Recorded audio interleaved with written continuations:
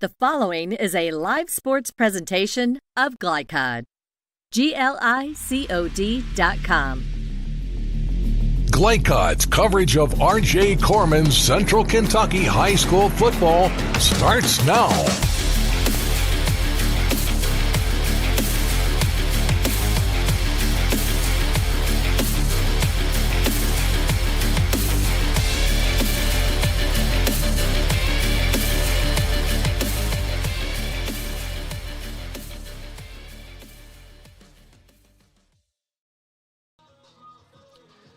Good evening, everyone, from Madison Southern High School in Berea, Kentucky. Welcome to another broadcast of Central Kentucky High School football on Glycod. I'm Keith Elkins. Rick Reams alongside for analysis tonight as the West Jessamine Colts take on the homestanding Madison Southern Eagles. And, Rick, this is a couple of teams with a lot of talent, a lot of ability to put points on the board, but in some cases this year, it hasn't translated into wins on the win side of the ledger. So this is a big game for both teams. Yeah, absolutely, Keith. You know, the one thing is you can score a lot of points, but you got to keep the other team from scoring points. Right. And that's been these teams' issues this year. They just haven't been able to keep the other team out of the end zone. So tonight, as you said, a good battle in the the 5A District 7 battle here between two teams with a losing record. But what you want to do is you just want to keep on building your district resume up, and that's what they can do tonight.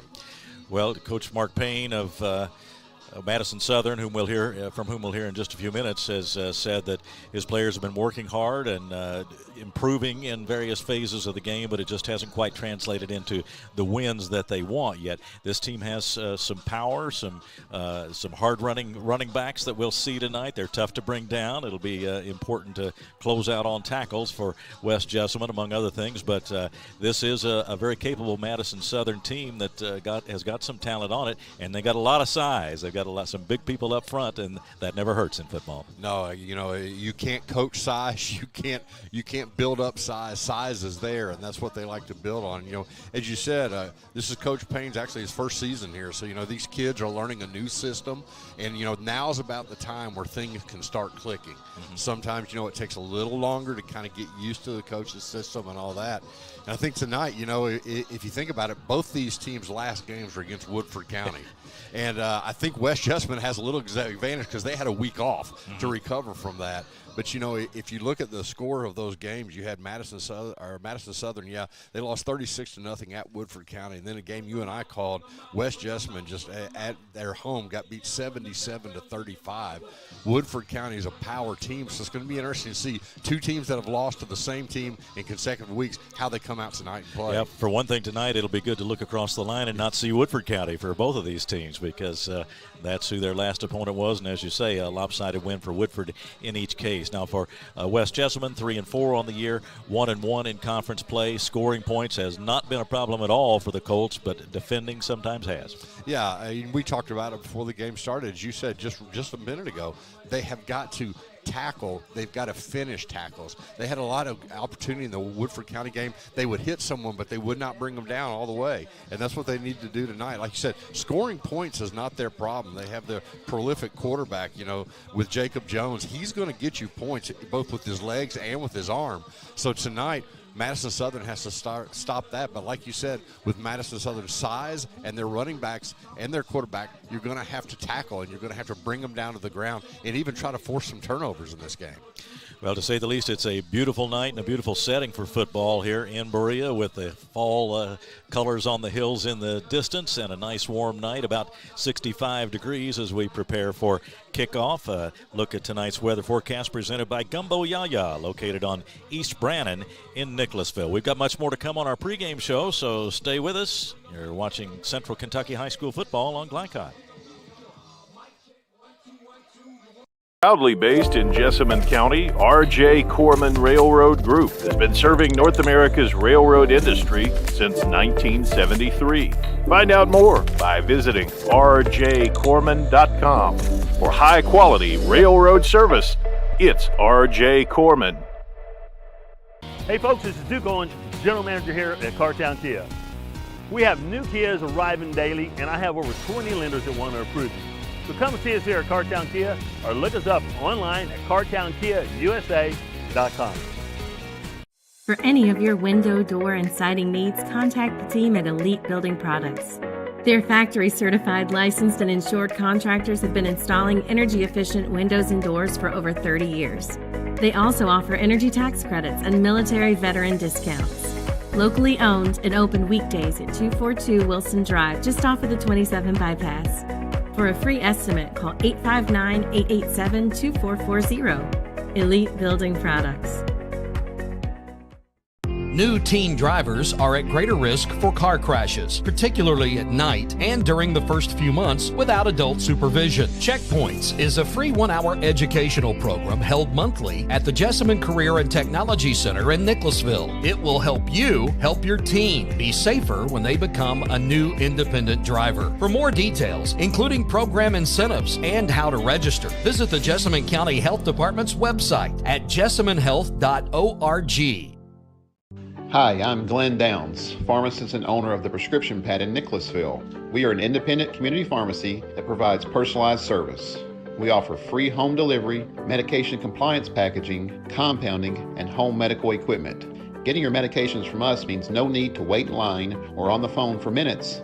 Visit us at 465 Keene Center Drive in the Keene Shops in Nicholasville or by phone at 859-887-2841. The Prescription Pad is dedicated to your family's health. This edition of Coach's Comments is brought to you by The Prescription Pad, a modern pharmacy with old school values. At 465 Keene Center Drive in Nicholasville. Phone 859-887-2841 or go online to prescriptionpad.net. And let's get a preview of tonight's game from the West Jessamine perspective with Coach Scott Marsh. Here is Chris LeVar. Scott Marsh is here, head coach of West Jess, ahead of a matchup tonight inside the district versus Madison Southern. Coach, last week you're in the game in the first half versus Woodford County, obviously a very strong team there. What's your takeaway from that matchup? Really, Chris, I mean, we were really proud of the kids. I'm going to be honest with you. For the last year we played them twice, and I didn't really feel like we showed up to compete, for 4 quarters in either one of those games last year. And that probably falls on me. And, but just really proud of how everybody went about their business 2 weeks ago through practice. And the kids showed up to compete, and that's all we're trying to really do, within our program is just learn how to compete every day. And, we just ran out of gas in the second half, and they're a very, very good football team. And, but we showed that we can, step up and make plays and go play for play with people. And, we've just got to keep carrying that mentality forward with us. What do you hope that does for your program from a confidence standpoint? Well, you're hoping that that's kind of a springboard to things. What we're shooting at now, I think what all of us in the district are shooting at is, listen, Woodford's the best team in the district, and I think everybody would acknowledge that. And, we want to get that home playoff game, the first round of the playoffs, and so these next 2 games for us are Super Bowl, type of importance for us. So you hope you ride that, the things that you did well, you hope that you carry that forward, because we're going to need it these next 2 weeks. You referenced the bye week, so you're a little bit refreshed coming into tonight. What's been the focal point during the idle time? Well, it's funny. This is my 26-year coaching. I've never taken a week off during the season, and we had fall break, and so I gave the kids the week off. Never done that before, and it was kind of nice. It's more of like an NFL thing, right? Where you get kind of a week off during the season at some point. But I think it was nice. The kids enjoyed it. We came back. We had a great week of practice this week, and hopefully everybody's ready to go tonight. What's the key against this Madison Southern team? Well, it's definitely 2 different styles. They want to bang the ball. They're, Madison Southern, I feel like this is my 3rd year here, and it's the names change and the jersey numbers change. The kids look the same. It's just, they have a type of kid that plays in their program that's big and physical and tough. And they're going to kind of slow the game down a little bit. And obviously, the style that we play is, we want to speed it up as much as we can. So it's going to be an interesting kind of contrast here in terms of, which style really is going to win out tonight. Coach, you guys obviously on defense have struggled, and that's been well discussed, but yet so much is left on the table for your team to have a successful season. How optimistic are you guys about that? Well, we feel like we've been getting better, and we feel like even last week against Woodford, we played really, really physically, defensively up front, and as physical as we've played all year. And we've had to do some things in the secondary to to cover some things, but we feel like we've made a lot of progress there, and we just need to continue to focus on the fundamentals on that side of the ball. Offensively, Jacob Jones, what have you noticed from opposing teams as to how they've adapted and defended him throughout this season? Well, we're seeing a little bit of everything, and it's been tough. And I'll tell you what, the best thing we could have happened to us was 2 weeks ago, because Woodford has, the athletes to be able to do a lot of different things in coverage. And we saw the kitchen sink from them. And so we had to adapt, and Jacob had to adapt. And we had kind of practiced for all that during the week. So we had plans for a little bit of everything. And so Jacob really had to, probably more than any game in his 3 years, had to really play quarterback, in terms of recognizing what's going on and getting the ball to the right person. So he keeps coming so far. I know I sound like a broken record almost every time I talk to you, but every week, he sees something different, and he finds a way to overcome it. And just really, really proud of the young man. New coaching staff for the Madison Southern team tonight. Strong defense, 20-some points a game. What do you expect from them? Again, like I said, it's and Coach Payne has been there before, so he knows those kids, and those kids, when I was in Indiana, we played a school, Columbus North, that reminds me so much of Madison Southern. They've just got those fullback, linebacker, tight end, offensive line type kids, tall and big, and so they kind of gum things up front, and they want to bang on you, and so we've got to find a way to find some space inside, and then, hopefully we can win some of those matchups on the perimeter that we feel like we might have an advantage with. Good luck, Scott. Thank you. Thank you, Chris. Appreciate it. Head coach Scott Marsh. Be right back on Glycod.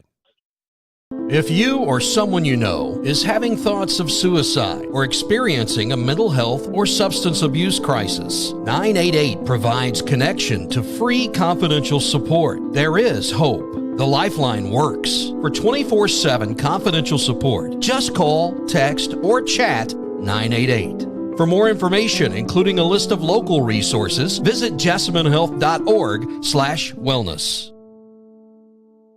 Hey folks, this is Duke Owens, General Manager here at Cartown Kia. We have new Kias arriving daily, and I have over 20 lenders that want to approve you. So come and see us here at Cartown Kia, or look us up online at cartownkiausa.com. Glycod on YouTube is Kentuckiana's fastest growing high school sports video site. When you click to subscribe, don't forget to tap the bell and be notified of our upcoming live broadcasts and other unique video content. Subscribe for free now at youtube.com/Glycod. Hi, I'm Glenn Downs, pharmacist and owner of the Prescription Pad in Nicholasville. We are an independent community pharmacy that provides personalized service. We offer free home delivery, medication compliance packaging, compounding, and home medical equipment. Getting your medications from us means no need to wait in line or on the phone for minutes. Visit us at 465 Keene Center Drive in the Keene Shops in Nicholasville, or by phone at 859-887-2841. The Prescription Pad is dedicated to your family's health. Donating plasma is an easy way to earn up to $600 a month as a new donor while saving lives. That's right. Every donation you make helps patients in need survive and thrive. Returning donors also see monthly bonus payouts and I Give rewards points. Go to cslplasma.com to learn more about plasma donation. CSL Plasma. Good for you, great for life. You're watching Central Kentucky High School Football from Glycod.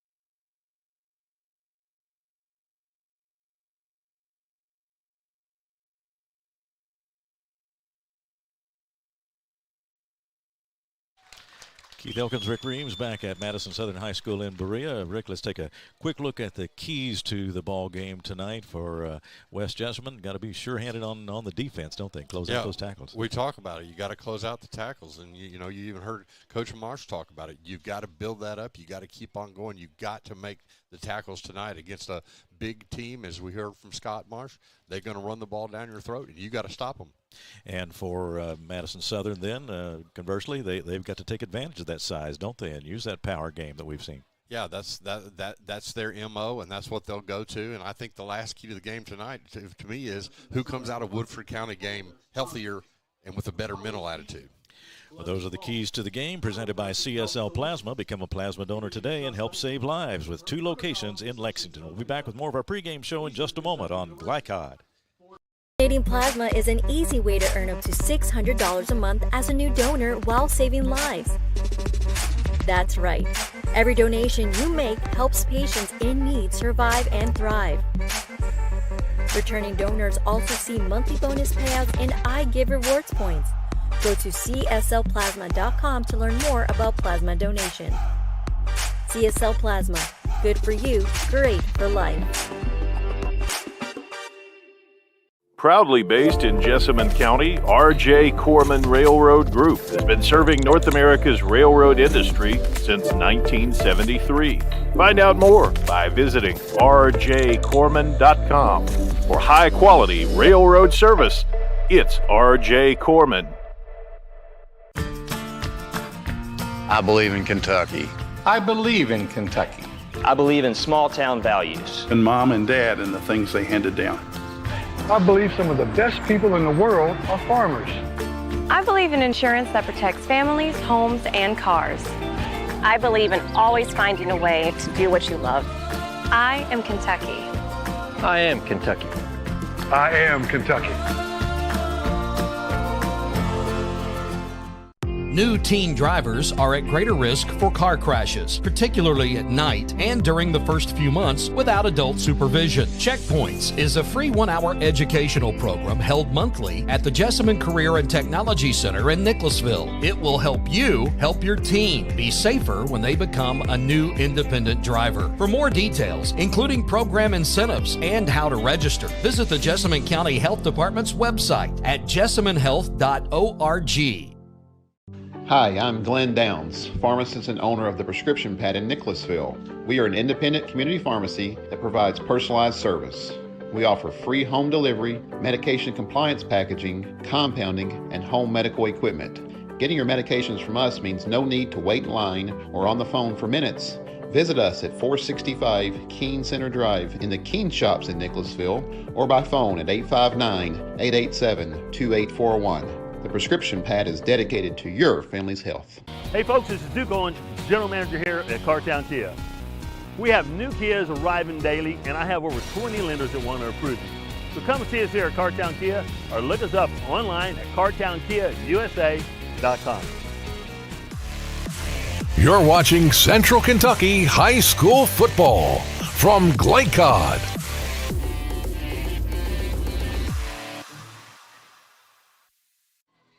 Welcome back to Berea, Kentucky, as West Jessamine Colts go on the road to play against the Madison Southern Eagles here tonight. With Keith Elkins, our producers Jackson Miller. We're going to hear now a little bit from first-year coach Mark Payne. Coach, we're getting toward the last part of the regular season in your first year here. Give me a sense of where you think your team is right now as far as development is concerned. As far as development, the kids have really bought in over the last few weeks of the season. We started out early in the season and really struggled, and it took a little bit for them to buy into everything that myself and the other coaches were preaching. But after that buy-in, a lot of things started clicking. It hasn't resulted in a lot of wins on the scoreboard, but believe that also comes from the fact that we've played a really tough schedule, and hopefully that schedule is going to prepare us for the run we're getting ready to make in the playoffs. Yeah, you mentioned tough opponents. West Jessamine, of course, kind of facing the same thing. I'm sure they feel like they ought to have a couple more wins on the board as well. That makes tonight's game pretty important to both of you. Oh, tonight's game is very important for both of us. I believe the 3rd and 4th seed is on the line for us in the district. West Jessamine still has a chance to earn the 2nd seed if they beat us and beat Collins. So there's a lot on the line. For us, we would definitely like to have that 3rd seed and kind of stay away from the 1 seed from the opposing district. And for them, I'm sure they really want a home playoff game. So there is a lot riding on tonight. If you could crank up some immediate improvement in an area, what would it be? What would be your first goal at this point as far as working through practice and getting ready for the next few opponents? Just mental mistakes. We're still making a lot of mental mistakes right now, and that's something just because we're playing a lot of inexperienced kids. You know, halfway through the season, you would like to think that they're not inexperienced anymore, but we have a lot of kids that this is their first year ever getting varsity playing time. So we knew going in that there's going to be a learning curve for a lot of guys, and we're just going to have to ride with them and let them make, you know, some mistakes, and hoping by this time in the season that we can start getting rid of some of those.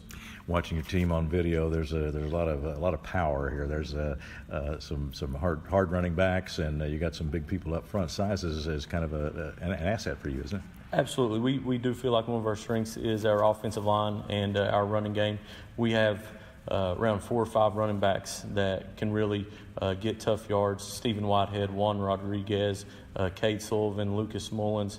And we actually had a couple of guys that have been injured for most of the season that would have also played some in the backfield. So that's kind of taken some of the pressure off of our quarterbacks, who this was both their first year of, you know, competing as a quarterback. So we were very blessed to have those big guys up front. What's the toughest part about building a program the way you want it as a first-year head coach? What you're trying to get young people interested in football and make sure that those leagues are contributing to your program, but a lot of things go into it, don't they? There are a ton of things that I've come to realize are very tough in building a program. For example, you know, I've really tried to get involved in my youth league, and that's been very stressful because I know that's the future of my program, but at the same time, we got to win now. So, you know, a lot of time has to be focused on what we're doing currently, and really just building trust with the players. You know, I feel like all the players, whenever I got here, they put faith in me and put faith in our coaching staff, and I told you they really bought in. But at times it has been hard, you know, for them to follow through with that trust, just because as hard as we've worked, we haven't seen the results that we've wanted to see. You face an elite athlete tonight in Jacob Jones, and he's got to be the focal point, I would think, anytime you're trying to devise a game plan to beat this team. But on the other hand, that's a real challenge and a positive for your group as well. Absolutely. You know, when you watch him on film, he's something special. When I first started watching some film of our opponents at the beginning of the season, I thought he was probably going to be the best player that we played all year. And we played Collins, and they had Kenyon Gooden back there, who's a Mr. Football candidate as well. And I started thinking, wow, if Jacob Jones is any better than this, I don't know what we're going to do. But, yeah, definitely it gives our kids something to kind of push them, motivate them, because they see those guys and they have offers and they're getting a lot of recognition, and you know, we have some hungry kids that are very talented in their own right, and they want some of that recognition, so it definitely gives you some motivation. Well, in addition to working against him, what else would your team have to do to get a victory tonight? I think the biggest thing is not let it become a shootout, because West Jessamine can put up a lot of points, and I think for the game to play into our favor, we need to control the tempo, try to keep Jones off the field as much as possible, and hopefully we can make it a defensive game and a low-scoring game. All right, well, thanks a lot, and good luck tonight. Thank you. All right, we'll be right back on Glycod. For any of your window, door, and siding needs, contact the team at Elite Building Products. Their factory-certified, licensed, and insured contractors have been installing energy-efficient windows and doors for over 30 years. They also offer energy tax credits and military veteran discounts. Locally owned and open weekdays at 242 Wilson Drive, just off of the 27 bypass. For a free estimate, call 859-887-2440. Elite Building Products. If you or someone you know is having thoughts of suicide or experiencing a mental health or substance abuse crisis, 988 provides connection to free confidential support. There is hope. The Lifeline works. For 24/7 confidential support, just call, text, or chat 988. For more information, including a list of local resources, visit jessaminehealth.org/wellness. Research has shown high school sports to be a great community influence. Join scores of local businesses that have partnered with Glycod in sponsoring live, hometown-oriented sports programming on our video and social media platforms. For more information, email info@glycod.com. Donating plasma is an easy way to earn up to $600 a month as a new donor while saving lives. That's right. Every donation you make helps patients in need survive and thrive. Returning donors also see monthly bonus payouts and I Give rewards points. Go to cslplasma.com to learn more about plasma donation. CSL Plasma. Good for you, great for life. I believe in Kentucky. I believe in Kentucky. I believe in small town values. And mom and dad and the things they handed down. I believe some of the best people in the world are farmers. I believe in insurance that protects families, homes, and cars. I believe in always finding a way to do what you love. I am Kentucky. I am Kentucky. I am Kentucky.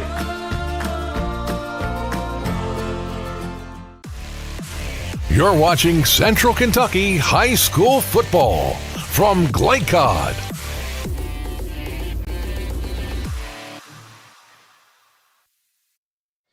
Back at Madison Southern High School in Berea. Glad to have you with us tonight for Central Kentucky High School football on Glycod as we have West Jessamine against Madison Southern tonight. Tonight's storylines are brought to you by Kentucky Farm Bureau agents Sean Atkinson and Kyle Rowe. And Rick Reams on analysis tonight. And Rick, we've touched on a little bit of this throughout our pregame, but what do you see as the main storyline developing here tonight? You know, if you listen to both coaches' interviews, they've laid it out perfectly. Madison Southern, they want to make this a knockdown, drag-out game, keep the scoring low. If you're West Jessamine, you want to get Jacob Jones involved again and again and again and again with his legs and his arms and make it just a high-scoring shootout, and whichever team is able to put their will against the other team is going to come out here with a victory. And Jacob Jones, of course, the Kentucky recruit, he has been offered a scholarship by Kentucky, but a lot of other schools interested as well. So we'll be watching for him and some of the key players on the Madison Southern team, including the quarterbacks, Jackson Chambers and Ethan Woods. We may see both of them tonight. So we'll be back in just a moment as game time approaches on Glycod. Hey folks, this is Duke Owens, General Manager here at Cartown Kia. We have new Kias arriving daily, and I have over 20 lenders that want to approve you. So come and see us here at Cartown Kia, or look us up online at cartownkiausa.com. Hi, I'm Glenn Downs, pharmacist and owner of the Prescription Pad in Nicholasville. We are an independent community pharmacy that provides personalized service. We offer free home delivery, medication compliance packaging, compounding, and home medical equipment. Getting your medications from us means no need to wait in line or on the phone for minutes. Visit us at 465 Keene Center Drive in the Keene Shops in Nicholasville or by phone at 859-887-2841. The Prescription Pad is dedicated to your family's health. Proudly based in Jessamine County, R.J. Corman Railroad Group has been serving North America's railroad industry since 1973.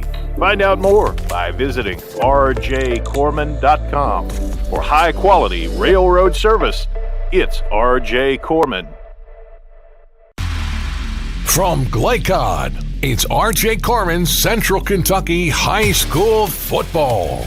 R.J. Corman Railroad Group in Nicholasville, serving the railroad industry since 1973. Tonight's game is also brought to you by Kentucky Farm Bureau insurance agents Sean Atkinson and Kyle Rowe, big on commitment.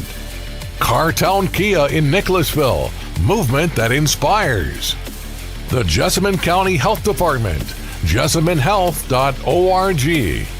The Prescription Pad, your local pharmacy in Nicholasville. Elite Building Products for all your window, door, and siding needs.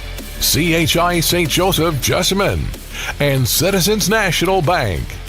Now to the field for all the action from Glycod on R.J. Corman's Central Kentucky High School Football.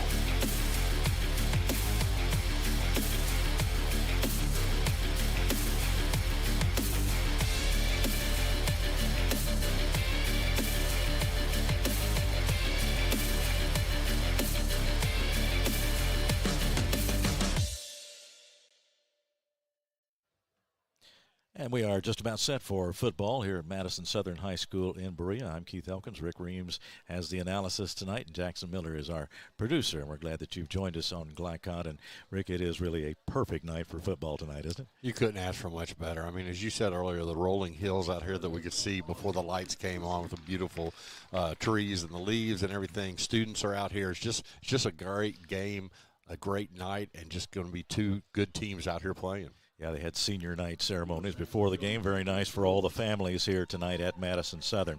Well, let's take a look at the standings in Class 5A, District 7.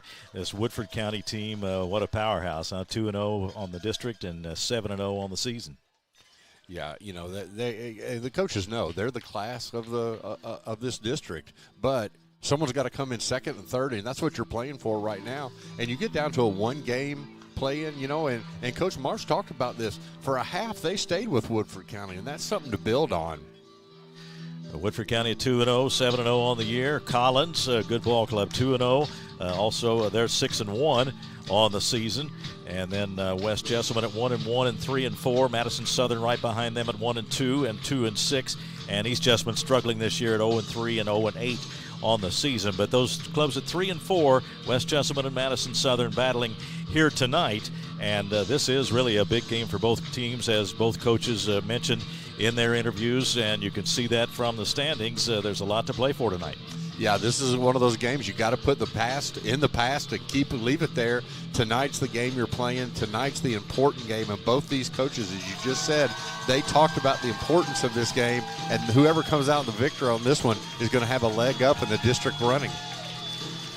Madison Southern team takes the field now to the applause of this nice gathering here in Berea tonight, as Madison Southern Eagles under first-year coach Mark Payne trying to get their third win on the season, and they are 2-6 on the year and hoping to increase their victory total to 2 in district play at 2-2. And it was interesting, I thought, the contrasting styles that the coaches mentioned too. A power game from Madison Southern and move it up and down the field and put points on the board from West Jessamine. So it should be an interesting contrast in styles, and that should make for an interesting ball game. Yeah, I think so. And, you know, if you look at both these teams, their turnover differential is very different.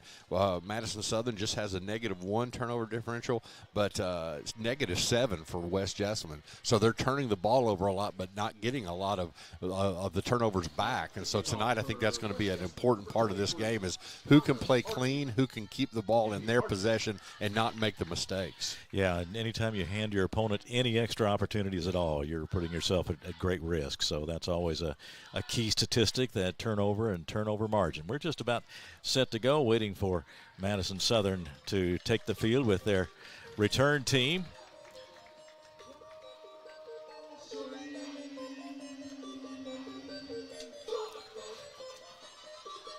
And the Madison Southern Eagles in blue and West Jessamine in the white jerseys with the red numerals tonight. Ethan Moore back deep for Madison Southern as we get set for the opening kickoff, and there it is. It's going to go deep, and Moore is going to take it at the 10. Up he comes straight ahead to the 20, 25, 30, 35, and about to the 38-yard line. So a nice return and a good start on the opening kickoff as Ethan Moore takes it right straight back up the middle. You know, that would be interesting to see a replay on that, because he caught that ball, and I'm pretty sure his knee was down on the ground when he caught it. And then he got up and ran it, you know, but the officials didn't call it, so no harm, no foul. They bring it all the way out to the 38-yard line. A great start for Madison Southern. Maynard with the opening kickoff for West Jessamine, and now Madison Southern offense on the field for the first time. Ball on the 38-yard line, 1st and 10. And the handoff straight ahead, powering into the middle. That's they'll do that a lot with their running backs that they have, and they have some good ones. Some strong running backs, and it was Rodriguez, Juan Rodriguez, into the middle, and he is 5'8", listed at 5'8" and 205. Rick, that's pretty solid. Yeah, and he's carried the ball 76 times for 495 yards, so you're going to see a lot of him, and West Jessamine's going to have to learn to stop that big boy. 3-yard gain, 2nd and 7 now. Chambers is the quarterback. And there's the snap, and again they hand off, and Rodriguez fighting ahead and gets up to about the 45-yard line.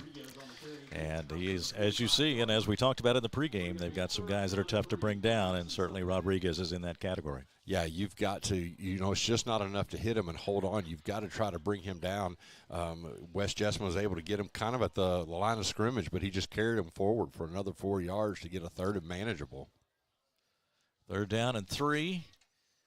They're at the 45-yard line, still in their own territory, Madison Southern. Here's the snap, and Chambers straightens up and throws and got his man good for a 1st down. I believe that's Cade Sullivan. Cade Sullivan near midfield, and the Eagles are on the move. Yeah, a good play there. You see what happens is you keep on running, and you do that fake handoff there and get a man wide open for about 5 or 6 yards, and that just moves the chain. As you said, that's what they're going to do all night. West Jessamine just has to figure out a way to stop it. Let's watch the replay real quickly as you see the fake and then a nice throw. Just found the sticks, got the 1st down. It was exactly what you want to do if you're Madison Southern. That's Whitehead alongside and now behind Chambers in the Madison Southern backfield. Moves up alongside now and takes that handoff, and into the middle he goes, and he's got some room. He's down into West Jessamine territory inside the 40, 35-yard line. And inside the 35, Stephen Whitehead, another powerful running back. Yeah, and if you have Dalton Carter making that tackle, nice tackle, but if he gets all the way to the secondary, he's gone way too far there. So nice play. But, you don't get any breaks when you take Rodriguez out because you just have big line of running backs come back in right after. So Whitehead still in there, and we see out to the right, Jay-Sean Etheridge. Watch for him. He is a threat. Here's the snap, and again, straight ahead as Whitehead takes it and gets down to about the 33-yard line. And I'm sure that's what West Jessamine is really focused on this week, and that is gang tackling. One guy hold him and everyone else get in there. The problem with that is you can't hold these guys for very long, so you've got to get your teammates in there to help you get them down. And the way they keep churning, sometimes it might only be 1 extra yard or 2 extra yards, but that all adds up. Exactly. Now on 2nd and 9, Chambers looks to throw. Got some time, floats it out there to the right, and that is going to be intercepted, I believe. I think they made the interception.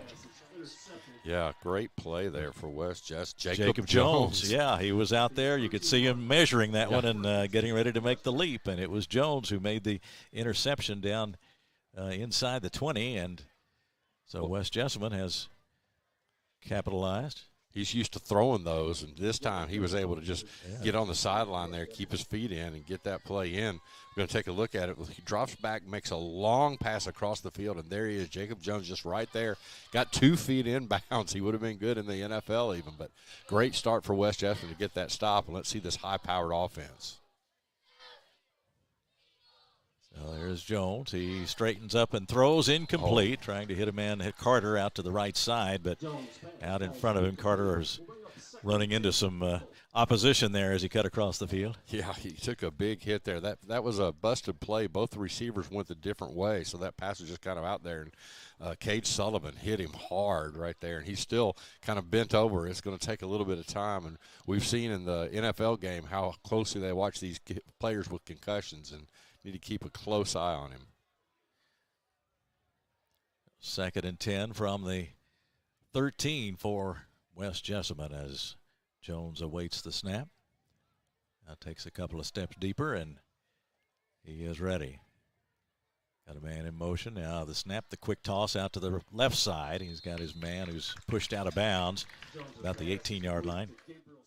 Yeah, nice quick play there. They ran the motion man and then threw it to the opposite side. Sometimes you get the defense leaning towards that motion man, have a receiver out on the outside to get you, again, third and manageable. You'd like to be a little closer than they are, but that first pass was incomplete, so you had a 2nd and 10 to get to 3rd and 5 is where you want. Yeah, Gabriel Smith made the catch, and now they're calling it 3rd and 4 with about 8:20 to go first quarter. Here is Jones looking. Now he's going to have to take off with it, and not much there for him this time. Yeah, he really does a great job of scrambling. We talked against Woodford County. He almost looked like a video game. He's getting away so much. And, after you get more tape on a guy, that's what Madison Southern built on. Stay home and get that tackle, and that's what they did to get a 3 and out. So it is a 3 and out, and it'll be Dalton Carter. He does the punting. He does the punt returns when they're getting ready to receive one in most cases. And now he's back there inside his own 5-yard line.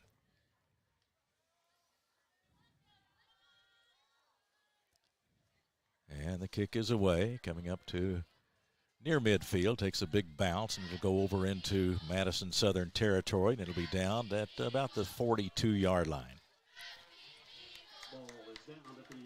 As you said, he kicked that ball from about the 5-yard line, so you don't get credit for that. You go from the line of scrimmage, but still a good kick to at least make Madison Southern have a little bit longer field there. Madison Southern, I'd be surprised if they come back out with a lot of passing. Sometimes coaches try that on the first, the first series to see what happens, and they had such success on the ground game that I wouldn't be surprised if they go back to that. Yeah, and that's something to look for through the game. That can be a real nice to have that deception on your side, too. Yes. And you got this powerful ground game because Chambers can crank up and throw it. But they did have the interception last time. Let's see what they do here. Chambers hands off, got a man cutting across the left, and he is swarmed on. That is Sullivan, and he did get it up to about the 45-yard line. Yeah, right there you see the difference is you have those big backs, and then you get you get Sullivan in the backfield. He's very fast and just a very quick twitch guy, and that West Jessamine is just going to have to learn who's going to carry the ball and how you need to tackle him. Etheridge will be lined up out to the left. He's wearing number 11 in blue for Madison Southern. Watch for him. He's a threat off for a long one. Here's the snap. Chambers looks, sets up to throw to right. Now he's going to take off up the middle and gets across the 45 to about the 47-yard line. Looked like pretty much a quarterback keeper there. Fake that pass out to the wing and then take it up the middle. Sometimes you can catch, again, West Jessamine leaning that way. But West Jess did a good job of staying at home to make it 3rd and 5. Eli Nickel on the stop, and now it'll be 3rd and 5 from the 47 for Madison Southern. We are scoreless with the clock running and just under 6.5 minutes to go in the first quarter.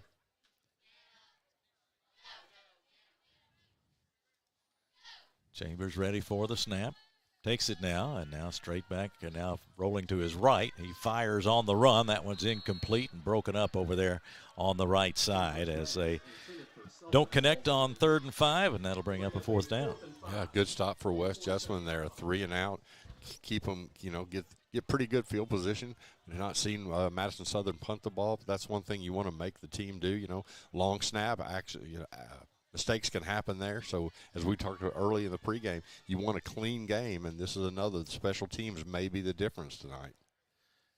That is Avery Davidson back to do the punting for Madison Southern, standing on his own 33-yard line, close to the 34 now.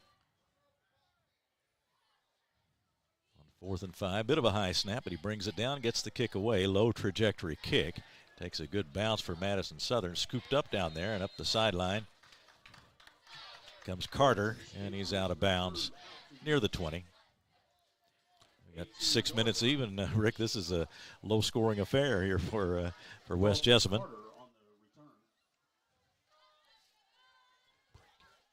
We'll take a break right now and get back in just a moment on Glycod. I believe in Kentucky. I believe in Kentucky.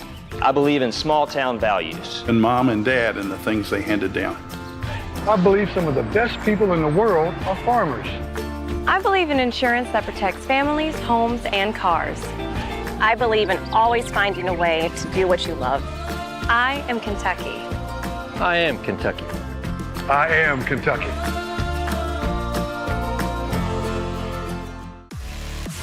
You're watching Central Kentucky High School Football from Glycod.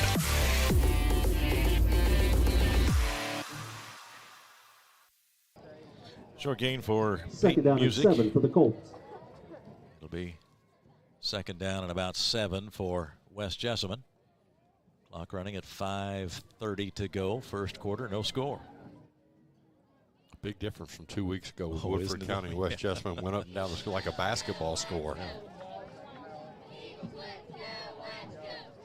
Now Jones alone in the backfield. Takes off and makes a man miss. And here he comes around the outside. He's got some room now up near midfield. Loose ball. Did Jones get back on it? Looks like he did. You know, there was that play. He just kind of pushed it up the middle and then bounced it outside.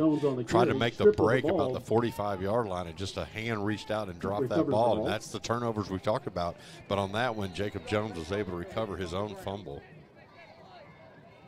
Good job by him to get a long. Spotted at the 48-yard line. Yeah, leading the state in passing yardage and leading the district in rushing. I believe that's where he stands now, but he is. You can find his. You don't have to look very far to find his name. Yeah, quick look at the replay. Breaks it outside.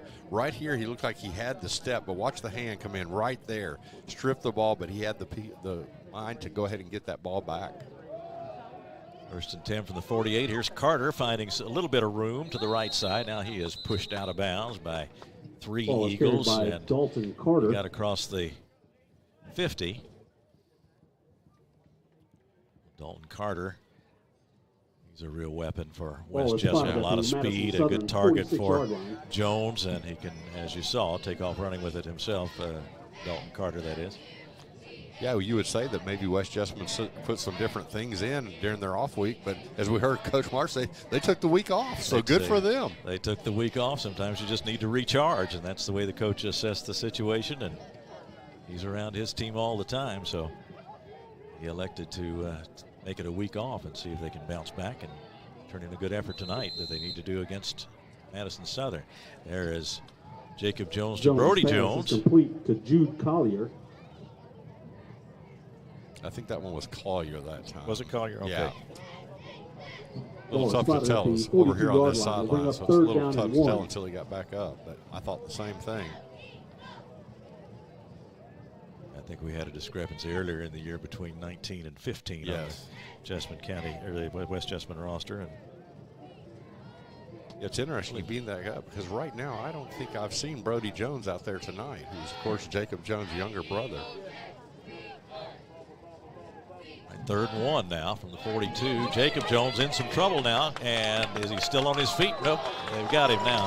Back across midfield, back to the 47. Thought he might escape there for a moment, but they were able to get him. Yeah, Whitehead was in there, I think. Yeah, tried to hitch and go, but he just didn't see him coming from the backside. Makes a long loss. Going to have to probably get rid of that ball again. Here's the play that we're going to have. As you can see, he makes the hitch right there, but never saw him coming and was able, luckily, actually not to get hit and fumble that ball.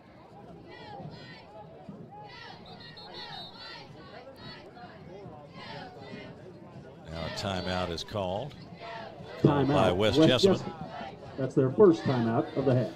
And we'll take a break here, too, with no score, 2:28 to go first quarter. Back in just a moment on Glycod. Proudly based in Jessamine County, R.J. Corman Railroad Group has been serving North America's railroad industry since 1973. Find out more by visiting rjcorman.com. For high-quality railroad service, it's R.J. Corman. You're watching Central Kentucky High School Football from Glycod.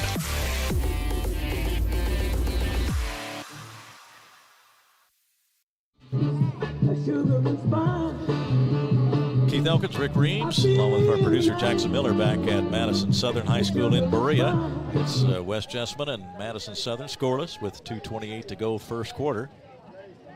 Getting ready for another change of possession.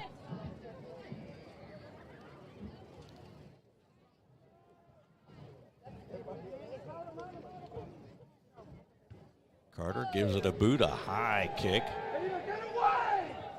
Receiver gets away from it. Now it takes a Madison Southern bounce, and back across the 36, 37-yard line, so they'll have pretty good field position to start. He got plenty of altitude, but maybe a little too much air under it that time. You could even tell the way the ball was spinning up in the air that the odds were it was going to hit and bounce backwards towards him, which is what you don't want. And what a big play by Madison Southern there. Went from 3rd and 1 for West Jessamine as they were on the move to a 4th and 11 where you have to punt the ball. So just a good call up of the defense there to get Jacob Jones in the backfield, which, as we said earlier, is not an easy thing to do. Rodriguez joins Chambers in the backfield for Madison Southern, up alongside the quarterback now, and takes the handoff and hits into the middle and has some room as he cuts to the left and gets up to the 45-yard line. Good run by Rodriguez. Chambers hands off just to keeps Rodriguez. he just keeps those legs moving. Just a big one to bring down. So very impressive. 2nd and 1 for the Eagles. Ball spotted Under the at 2-minute mark 45-yard in the line. first quarter now. Both these teams really in need of a win. West Jessamine 3-4, 1-1 in the district. Madison Southern 2-6, 1-2 in district play. Here's the snap, and again the handoff to the man behind, and getting down to the 40. That is Rodriguez again. Tries to make a man miss. Gets to 30 and inside the 30 to about the 28-yard line, and he is proving to be one tough running back to bring down. Yeah, you know, you read some clippings on these guys, and you're not sure if they're the player that, you know, their stats show, but he definitely is. He broke through that line quickly. And let's give that line of Madison Southern a lot of credit. Big boys opening up big holes. Here's the play. You see, gets outside here, and just the great thing with West Jessamine is use that sideline to your advantage, and that's what they did to get him down. Here's the snap, and this time Chambers takes off to the right. Got a man after him. He's in some trouble out there, and he's not going to get very far. He's pulled down back of the 30-yard line, about the 32, 33-yard line. Yeah. So a loss on the play. Nathan Cole with a good tackle back there. They just strung that all the way out and were able to get a loss of the play, and that's what you want. Keep Madison Southern behind the lines so they can't get that running game going and have to maybe look to pass. So 2nd and 12 now from the 31 as we come up on the 1-minute mark in the first quarter. West Jessamine probably hasn't played too many games with zeros on the board at the end of the first quarter. We're not quite there yet, but we're inside the final minute now. Very true. Snap, and Chambers has it, looks down the middle and fires that way, and it is intercepted down near the 10-yard line. Was that Jones again? Chambers pass. No, that one was, yeah, it was. You're right. Jacob Jones. Two interceptions Jacob tonight. Jones we talk about what a fine athlete he is, and wow, are we seeing a different side tonight as the defensive back, and he has made 2 really fine catches and leaping catches, and that one down inside the West Jessamine 10. Here comes the long throw across the middle. Had the receiver behind him, but threw it underneath. And as you said, Jacob Jones with a leaping interception. So, you know, athletes make plays, and that's what he did. And we've already talked about the turnover battle. And right now, West Jessamine has 2. They didn't lose that fumble. They got the ball back. So they had the advantage, and that's going to make a big difference. So they've got the ball back now, and Jacob Jones in his other role as the quarterback for the Colts. And a whistle and a penalty flag. First one of those we've seen here as we come down to the final minute of the first quarter. False start is called on the Colts. False start there. It is pretty unbelievable to have the whole first quarter up to 40.5 seconds left and no penalties. But no penalties and no points. That's what they've done. So this is a rarity, especially like you said, as far as the points go for West Jessamine. I'm not sure when they were shut out last in the first quarter. Now the snap again, and here comes Jones around the right side, gets up to the 10, the 11, 12, and is brought down there by Jones on the carry. A couple of Eagles. As we see Preston Williams in there on the stop. Ball is spotted at the 12-yard line. No, I would bet West Jessamine's not in any hurry to get this play off. Just going to the second quarter with second and 8 for the Colts. Following the penalty, the gain now sets up a 2nd and 8. A penalty make it 1st and 15, and the final seconds will run off at the end of the first quarter. And we have come to the end of the first quarter here at Madison Southern High School. The score, West Jessamine nothing and Madison Southern nothing. And we'll be back after this break on Glycod. West Jessamine 0. Donating plasma is an easy way to earn up to $600 a month as a new donor while saving lives. That's right. Every donation you make helps patients in need survive and thrive. Returning donors also see monthly bonus payouts and I Give rewards points. Go to cslplasma.com to learn more about plasma donation. CSL Plasma. Good for you, great for life. New teen drivers are at greater risk for car crashes, particularly at night and during the first few months without adult supervision. Checkpoints is a free 1-hour educational program held monthly at the Jessamine Career and Technology Center in Nicholasville. It will help you help your teen be safer when they become a new independent driver. For more details, including program incentives and how to register, visit the Jessamine County Health Department's website at jessaminehealth.org. You're watching Central Kentucky High School Football from Glaycod.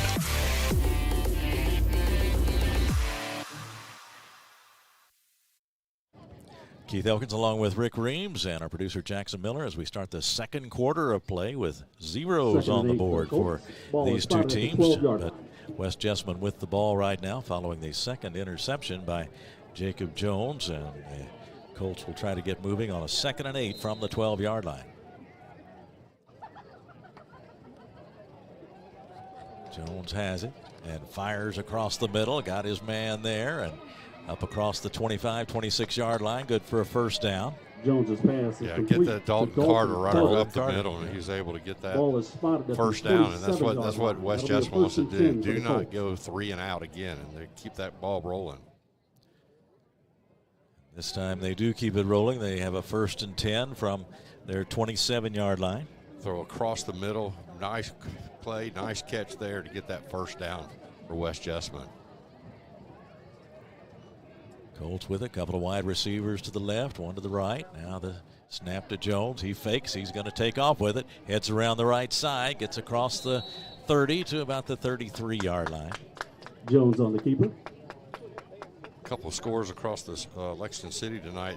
Lafayette up 21-0 at against Tate's Creek at the half. Douglas 12 at Great Crossing 0, and Henry Clay's up 7-0 at Dunbar at the half. 2nd and 4 for the Colts.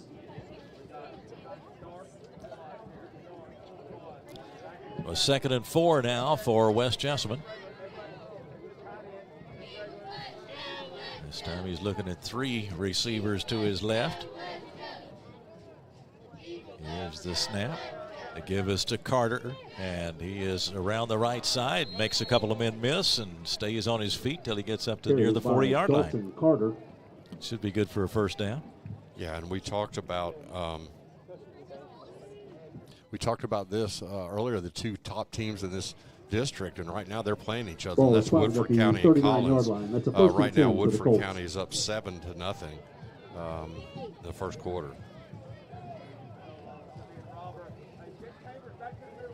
First and 10 from the 38-yard line for West Jessamine.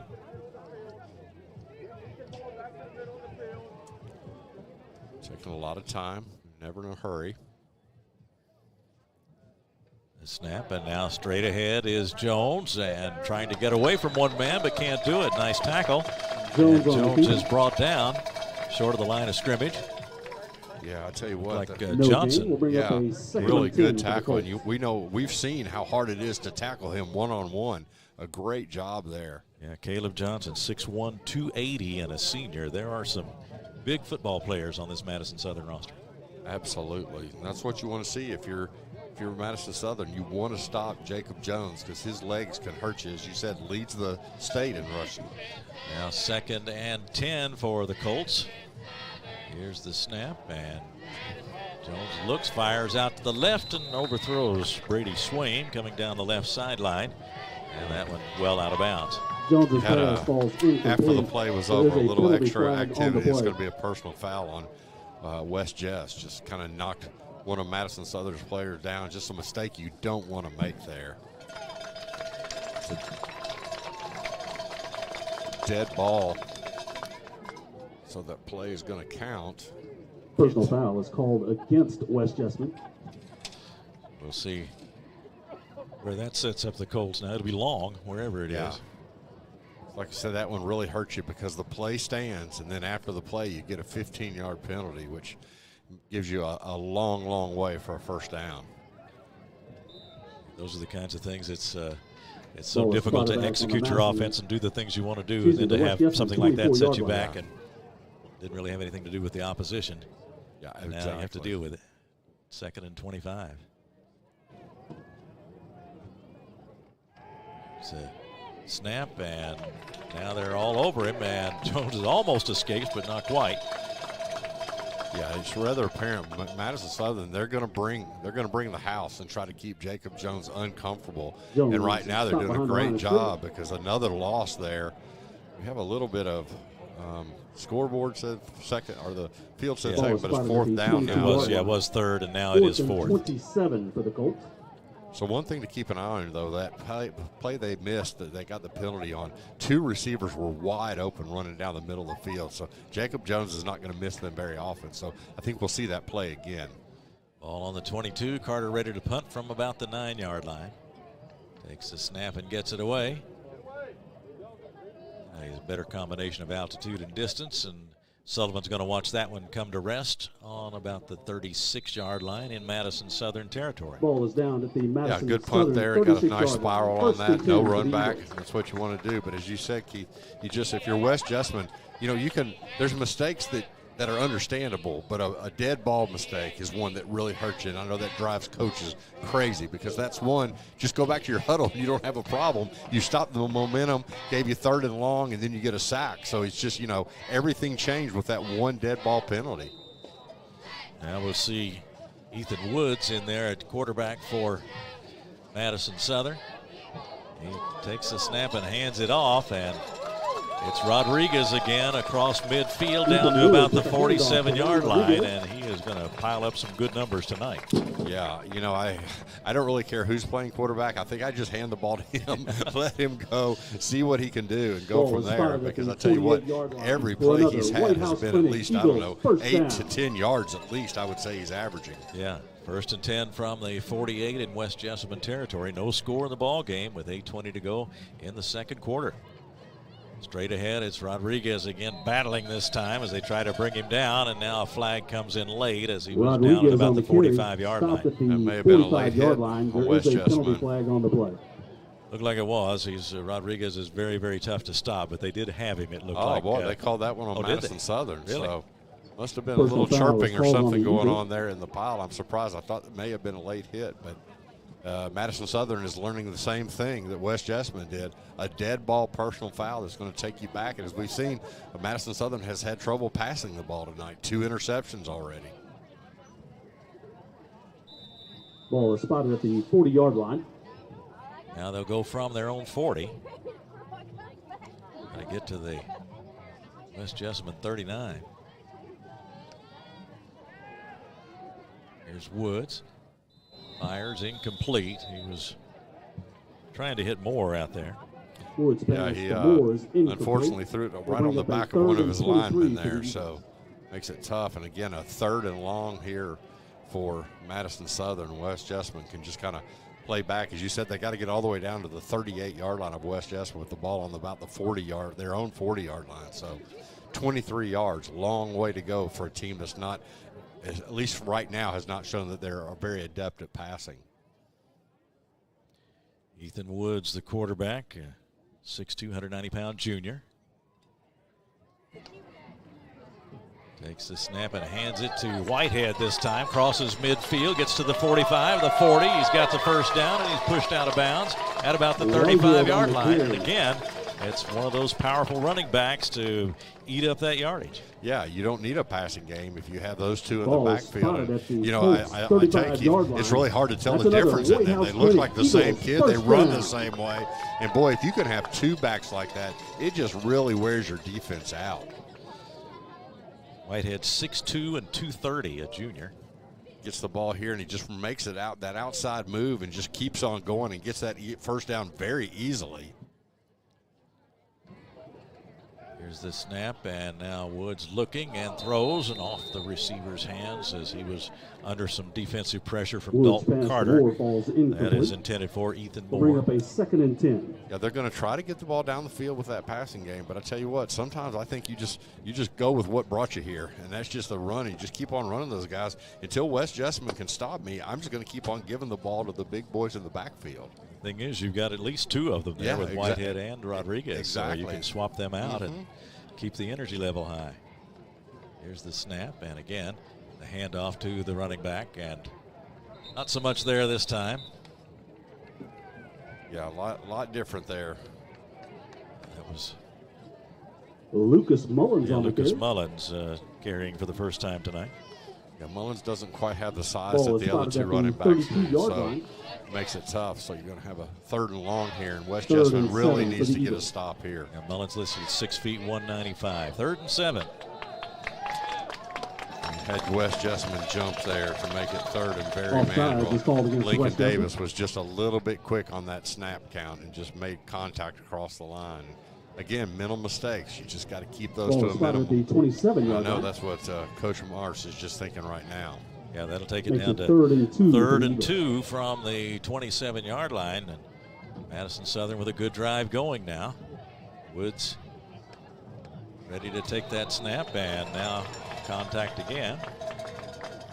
Coach Mars just shakes his head and walks back away. You know, sometimes you can only do so many things, and your defense is trying to get that big stop on a 3rd down, but you just can't make that mistake. So that's 3rd and 7, goes to a 1st down after 2 straight offside penalty on West Jessamine. So 1st down, Eagles.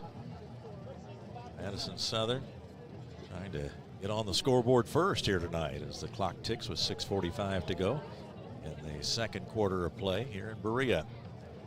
Here's the snap and the handoff. Mullins, a good gainer this time, across the 15-yard line and down to about the 13-yard line. Carter in on the stop along with a couple of other West Jessamine Colts, but that was a good run by Mullins. Yeah, he just followed his big lineman up the middle and did a good job there, got the 1st down. Ball is spotted at the he's going to be 13-yard coming line. back out, and Big Juan Rodriguez is back in the backfield as they get into the red zone.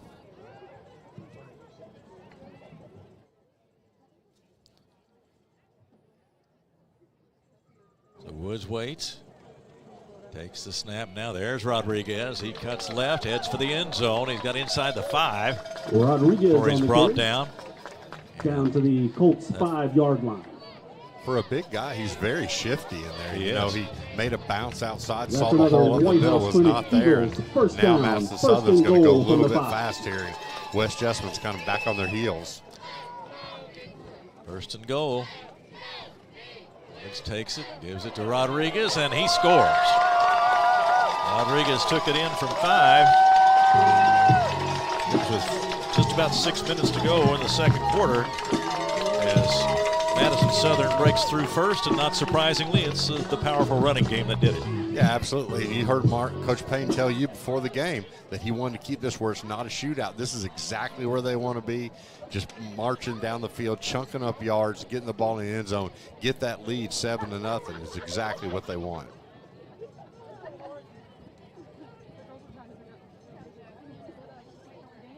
Now they shift into the formation for the extra point kick with Avery Davidson lined up and ready to boot the ball through the uprights, he hopes. And here's the snap, and the ball is down. The kick is away, and it is good. And Davidson now 12 out of 14 on extra points. 5 minutes and 58 seconds left. Madison Southern leads it by a score of 7-0. We'll be right back on Pregame. For any of your window, door, and siding needs, contact the team at Elite Building Products. Their factory-certified, licensed, and insured contractors have been installing energy-efficient windows and doors for over 30 years. They also offer energy tax credits and military veteran discounts. Locally owned and open weekdays at 242 Wilson Drive, just off of the 27 bypass. For a free estimate, call 859-887-2440. Elite Building Products. You're watching Central Kentucky High School Football from Glaycod.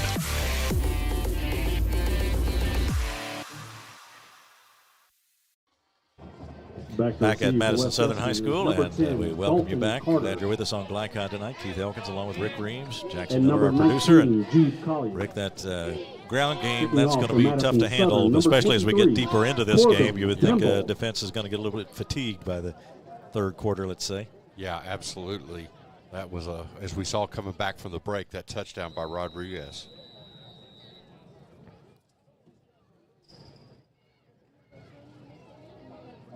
So here's the kickoff.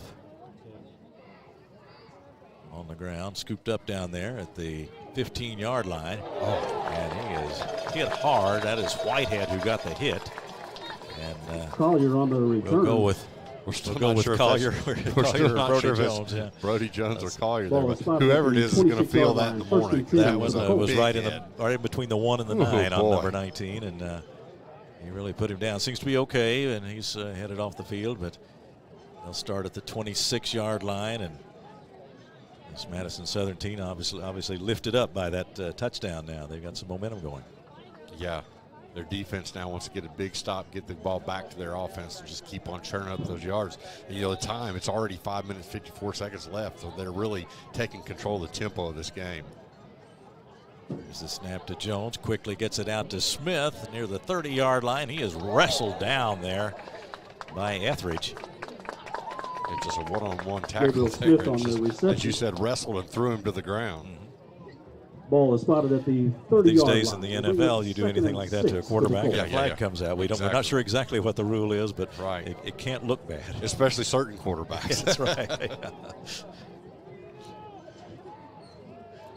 I think of the initials TB, are you? Yeah. No, I would never say that. 2nd and 6. Here's Jones across the 30, and he is met by a host of Eagles. Jones on the quarterback keeper. Good tackle. Again, to get Jones down, you've got to stop him, and then you got to bring a lot of men in there to tackle him. And so far, other than that one big run he had, Madison Southern's done a really good job. We'll bring up a 3rd and 3. 7-0 Madison Southern with under 5 minutes to go now in the first half. Jones with Carter. Now a step behind him in the backfield. He turns and hands it to Carter, but whistles blow. Yeah, quick jump there again. West Jessamine just making a lot of mental mistakes. You have a 3rd and manageable, and you lose 5 yards there on your little false start.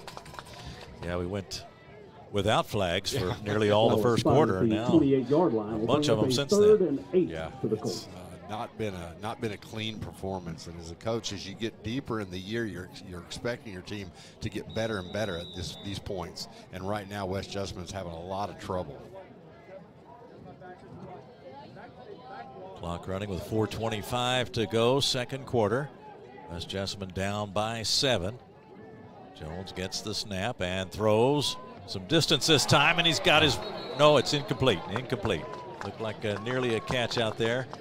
Jones' pass falls incomplete. Incomplete out beyond the 40 of Madison Southern. Yeah, I tell you what, if he could have caught that, he was going to the end zone. And I think that's maybe what he thought. He had taken that one step and just could not catch the ball. So quickly a 4th down for West Jessamine, and Carter will have to boot it away again. Sullivan's back there deep. Etheridge is too. For those of you that can see, Jacob Jones is also their long snapper, so the kid does everything out here. There's the snap right on target. Carter turns the ball in his hands and then gives it a good kick down to the 40 to 32, picked up by Etheridge. Tries to make a move, but he's just out of running room right there and goes out of bounds near the 40. This is going to be a big series for West Jessamine's defense. They need to try to come up with some type of turnover. Now, I know as a defender, you already think, well, we've given you 2 interceptions and haven't been able to move the ball. But right now, sometimes you got to make a big play, get a strip sack or something like that, maybe score on your own. But right now, West Jessamine with 4 minutes, 4 seconds left in the first half, trailing 7-0, they're not going to get the ball back a whole bunch with this offense the way it runs it. So you've got to get a stop here. And it's Ethan Woods at quarterback. Mark Payne indicated that both would play tonight. Here's the snap and the handoff, and it is Whitehead, I believe. Or yeah, it is. Yeah, Whitehead is down to the 35-yard line. tell you what, like we said, well, you know, Whitehead and Rodriguez are interchangeable, both in looks, the way they run, and the success they have. What a combination, and they are a powerful running tandem, and it's Whitehead in there now. Here comes the play again, just busted up the middle. Watch this. He just runs over and is not going to go down easily. Now straight ahead, not much there this time, down to the 35-yard line as they test him on the ground again. Again, that was Whitehead. And now here comes Rodriguez. Yeah, you know, if you're the defense, you just shake your head. We said, we just stopped the guy, and now all of a sudden they bring a fresh one in. And I'll tell you what, very impressive running back do a tandem, actually trio here by Madison Southern. Mentioned Rodriguez at 5'8" and 205, and Whitehead at 6'2" and 230. Rodriguez in there now. And the handoff is to Rodriguez, and he cuts to the left side of the line and then upfield. Rodriguez on the carry. To about the 32. Reminds me of another Rodriguez we watch on Saturdays that just, you know, even if he does go down, he falls forward. He never is going to lose yardage. And that's an important thing for a running back, to always move forward. Chris Rodriguez with just countless yards after the initial contact. Here's the snap, and Wood straightens up, and a bump ahead of time, I believe, and incomplete. Oh, that was very close, but a good defensive play there. It's the one you don't normally get by with, because they say you hit the player first. But well, I tell you what, he was breaking on that ball for an interception is what he was doing. He saw the end zone on the other end coming, and just the wide receiver actually just got in the way and kind of became a defender. So 4th and 6 now from the 32 for that play. Madison Southern. You say right there, it actually on the replay, it looked like he hit him just as the ball was coming. So clean play, good call by the referees, or no call. It's a snap. Woods looks, has to run to his right and throws and hits Sullivan down near the 22-yard line. He's out of bounds, but he made the catch before he went out, and that's a good gain for Madison Southern and give them a first down. Yeah, on 4th and 6, just a smart play there. I love to see teams that will run 7, 8 yards out. I just don't like it on a 4th and 6. You throw the ball 4 yards. You just don't give your players a chance, but that was a great play there. Now you got Mullins in the backfield behind Woods, and Mullins takes it and heads upfield to about the 20 and across the 20 to about the 19-yard line. Lucas Mullins, the third part of this running back group on Madison Southern. Madison Southern does a really good job of having trips out to the left side there. It makes West Jessamine go out there and defend them, and that opens up that line a little bit more for your big linemen to open up big holes for these big running backs. So a 2nd and 7 now from the 19. Madison Southern trying to get another score in before halftime. Woods back, looks, fires over the middle, and it's incomplete. He was looking for Sullivan down there, but that one is incomplete. Sullivan thought maybe he might have been bumped that time too, but it's incomplete. It'll be 3rd and 7. Yeah, Madison Southern was very lucky that time. That ball again was almost intercepted there. So 2 interceptions already for West Jessamine. They've not been able to make anything happen on the offensive end after those interceptions. But boy, they'd sure like to get a big stop here. 3rd down, 7 from the 19. The snap and the give is to Whitehead. Spins away from one tackler and still grinding it out, but he's going to be stopped at about the 14-yard line. So not enough for the first down. Yeah, on 4th down, I think you'll definitely see him go for it. Although Avery Davidson has hit from 37 yards, which in the high school game, that makes a huge difference to have a field goal kicker that can actually get the ball there. But if I'm Madison Southern, I'm pretty sure where I'm going with this ball. Whitehead is in there.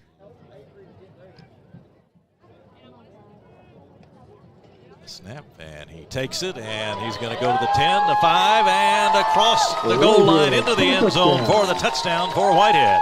Yeah, just again, a really good read by him to go ahead and took that ball up the right side, hit a little traffic there, and just bounced it around and into the end zone. So we're going to see it here in just 1 second to see the second score of the night for Whitehead. She brings it outside, actually. Rodriguez scored the first one, and Whitehead comes into the second one. So, and they shift again into the kicking formation. It'll be Avery Davidson, reliable extra point kicker, and there is Chambers to hold.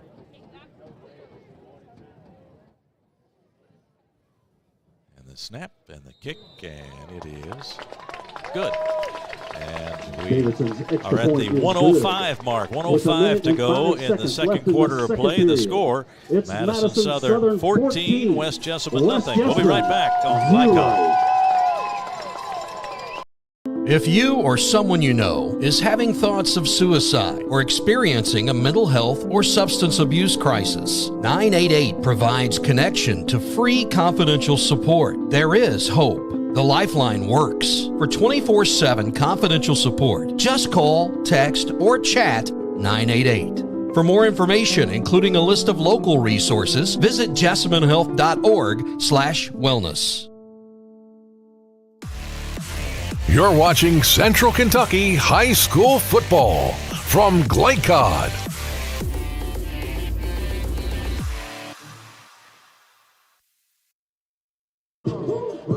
14-0 Madison Southern as we get ready to play the final 1 minute and 5 seconds of the first half. It's been a very efficient attack, Rick, for the Eagles. Yeah, they've got the game just where they want it. And I'll tell you one thing, with the West Jessamine high-power offense, I don't think you're going to see them just take a couple of knees. I think you're going to try to get the score because they can get the ball back to start the second half.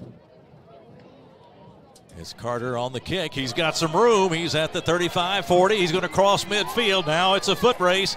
Carter down the sidelines, and he is going to go all the way. It is a touchdown. I don't see any flags. No, and I'll tell you what, you don't have to worry about your offense if you can get that going. But, you know, that's exactly what West Jessamine needed. They needed that spark going into halftime. What a great run back. You know, it's just all on him. He did it and was able to get all the way down the field. And as you said, if you get in a foot race with Carter, you're usually going to lose. And he left him behind that time, and what a big turnaround in momentum for West Jessamine. Rather than going in down by 14, they're now down by 8, and they got a chance to make it 7. Maynard is ready to kick. On its way, and it is good. And Maynard's now we have a 14-7 score. With 52 seconds left in the second period. West Jessamine has cut that lead in half on the big kickoff return by Dalton Carter. We're at Madison Southern High School, and we'll be right back with more in just a moment on Glycod. For any of your window, door, and siding needs, contact the team at Elite Building Products. Their factory-certified, licensed, and insured contractors have been installing energy-efficient windows and doors for over 30 years. They also offer energy tax credits and military veteran discounts. Locally owned and open weekdays at 242 Wilson Drive, just off of the 27 bypass. For a free estimate, call 859-887-2440. Elite Building Products. You're watching Central Kentucky High School Football from Glycod.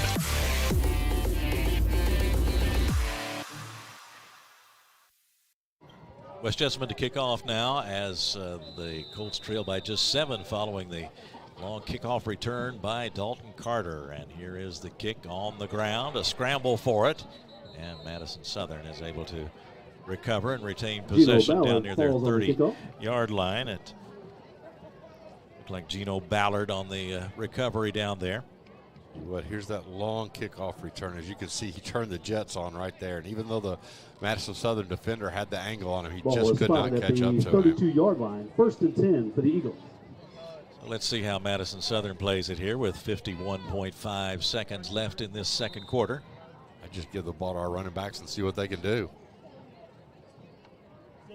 There's the snap. They'll put it up, looks like, and he does put it up. Fires out to the right side, and it's caught and then dropped by Sullivan. He couldn't quite hang on. He was kind of turning around in a circle as he was trying to make that catch. So not an easy catch, but just about had it, and he was a step behind his man. Yeah, again, West Jessamine had one of those where they could have walked into the end zone, and that one would have done the same thing. So I tell you what, it was just a big play there, and I thought they'd give the ball to their running backs, and they're not going to give up. They're going to take that ball down the field and try to get in the end zone.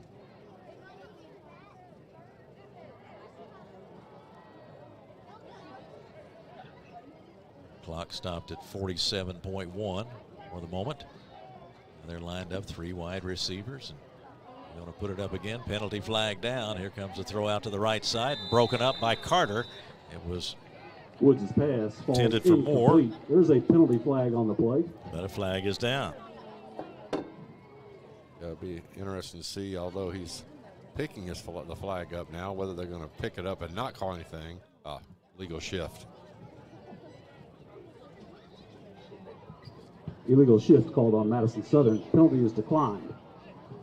So, yeah, if you're West Jessamine, you take that because, you know what, as we said, you've got a big offense. And as we see, if Madison Southern has to punt, there's that one guy in the back that did just run the kickoff back. He's very able to run a punt back the same way. He's a threat anytime.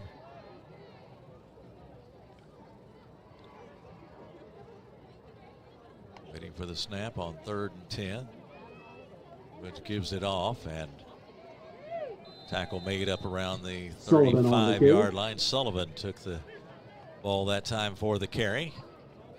Surprised that ball is spotted West at the isn't calling a 35-yard timeout here. We'll bring up a 4th and 7 for Madison Southern. 4th and 7. They are on the 35-yard line in their own territory. Everybody looking toward the sideline right now. Looks like both teams are just going to be content with taking this one into the half.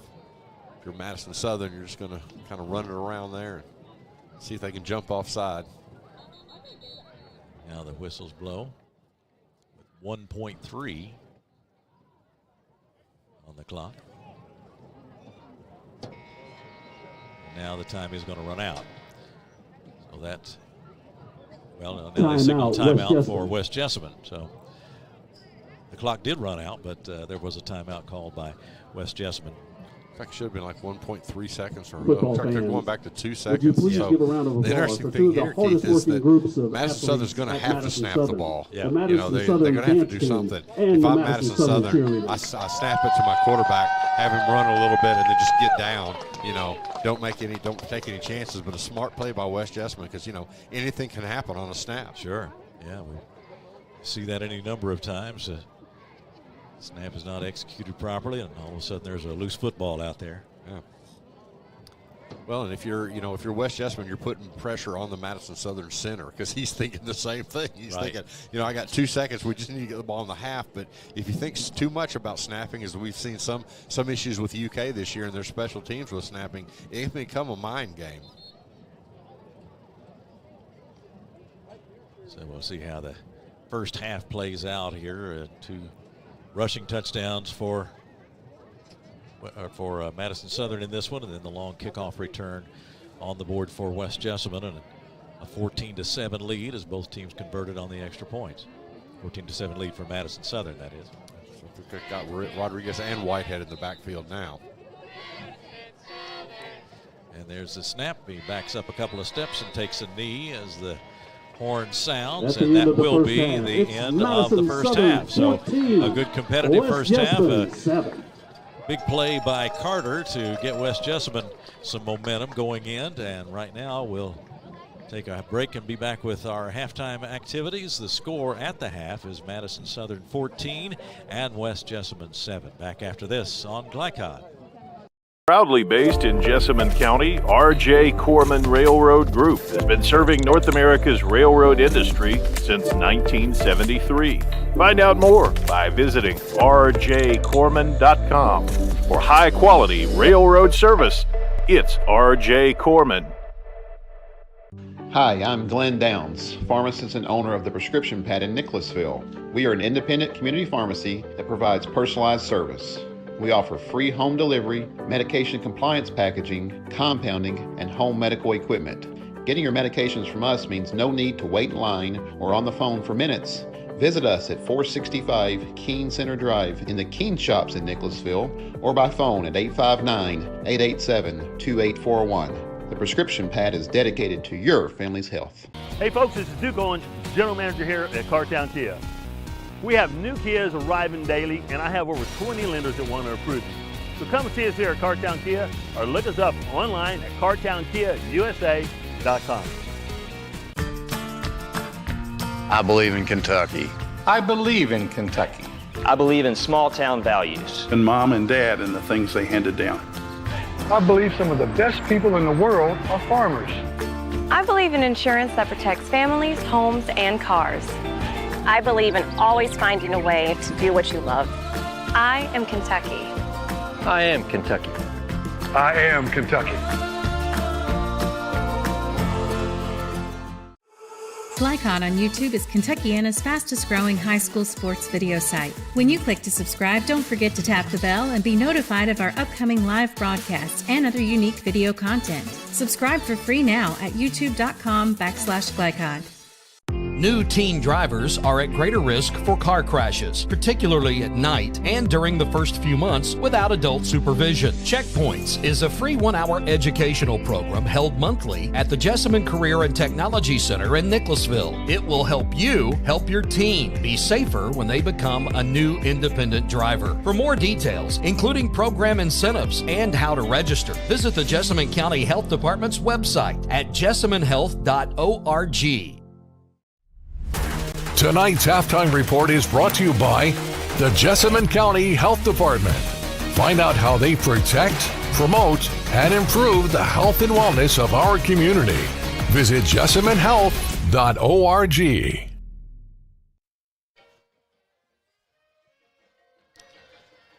Back at Madison Southern High School in Berea, Kentucky, I'm Keith Elkins. Rick Reams alongside for analysis. Jackson Miller, our producer tonight, as we bring you Central Kentucky High School football on Glycod on a beautiful evening in Berea tonight. Tonight's halftime numbers are presented by Citizens National Bank. Moving forward together. Visit Joe Wilder, area president, for all your lending needs. And the biggest number, the most important number, of course, is the 14-7 lead on the board for Madison Southern. But a lot of momentum recovered on the long kickoff return by Dalton Carter of West Jessamine to get the Colts on the board. But, Rick, we've seen this Madison Southern running attack. It's a very, very impressive way to put some touchdowns on the board. Yeah, we saw both of their big running backs score. Rodriguez scores from 5 yards out, and then we have Whitehead from 11 yards out. Again, just bruising backs. And then, as you said, what West Jessamine needed, they needed some kind of confidence lift going into halftime, and they got that with a 90-yard kickoff return. And unusual, too, that's the only way that West Jessamine has scored tonight. So a great job by the Madison Southern defense. West Jessamine has had its issues, but the defense by Madison Southern, when you hold this offense to 7 points and it was on a kickoff return, actually wasn't the offense that scored. So that's quite a mark for them. Yeah, at this point in time, Madison Southern has to be very pleased with where this game is. And if you're West Jessamine, you're trying to figure out your offense. But, again, you've got momentum going, so you're going to get the ball back to start the second half. So I think both coaches are, I think, surprisingly probably okay with how things are going. I'm sure West Jessamine would like to somehow figure out how to stop those big running backs. But, Keith, I don't know how you do that. I'm not sure how you do. We can take a look at the scoring plays by Madison Southern as it was that running attack on display. Yeah, Rodriguez just doesn't get hit until he gets about 3 yards into the end zone there. And then I said it's a double-headed monster. You give that ball to Whitehead. He bounces it outside and then just goes pretty much untouched into the end zone, 14-0. But then you have the ensuing kickoff where Carter just hits the speed right about here. You think they might have an angle, and boy, I tell you what, he just turns it on one more gear to get in the end zone to get that 14-7 lead for Madison Southern. Yeah, a really big play right there to get the Colts on the board, and they're very much in it at 14-7, and we'll continue at halftime here in just a moment. 14-7 Madison Southern on Glycod. If you or someone you know is having thoughts of suicide or experiencing a mental health or substance abuse crisis, 988 provides connection to free confidential support. There is hope. The Lifeline works. For 24/7 confidential support, just call, text, or chat 988. For more information, including a list of local resources, visit jessaminehealth.org/wellness. For any of your window, door, and siding needs, contact the team at Elite Building Products. Their factory-certified, licensed, and insured contractors have been installing energy-efficient windows and doors for over 30 years. They also offer energy tax credits and military veteran discounts. Locally owned and open weekdays at 242 Wilson Drive, just off of the 27 bypass. For a free estimate, call 859-887-2440. Elite Building Products. Donating plasma is an easy way to earn up to $600 a month as a new donor while saving lives. That's right. Every donation you make helps patients in need survive and thrive. Returning donors also see monthly bonus payouts and I Give rewards points. Go to cslplasma.com to learn more about plasma donation. CSL Plasma.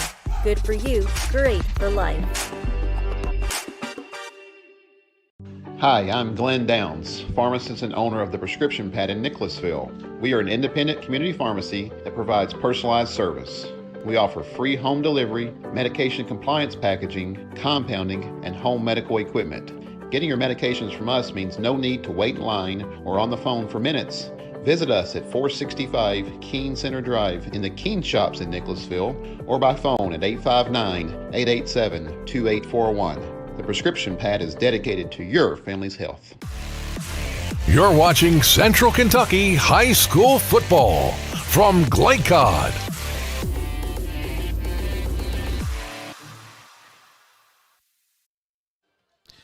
We are at halftime. Madison Southern on top of West Jessamine 14-7. And Rick, you have some scores from other games? Yeah, I do. We had some mistakes in the first scores I gave, so I'm going to try to correct those first of all right off the bat. Tates Creek is actually up 35-0 against Lafayette. Right now, Dunbar is beating Henry Clay at home 14-13. Frederick Douglass up 40-0 at Great Crossing. Frederick Douglass just a buzzsaw this year. Boyle County is up 21-0 at home against Anderson County. Woodford County and Collins, that game we talked about, that game is at Collins. It's 14-7 with about 10 minutes left in the first half. Henry County is down 14-7. Mercer County has the lead there at home.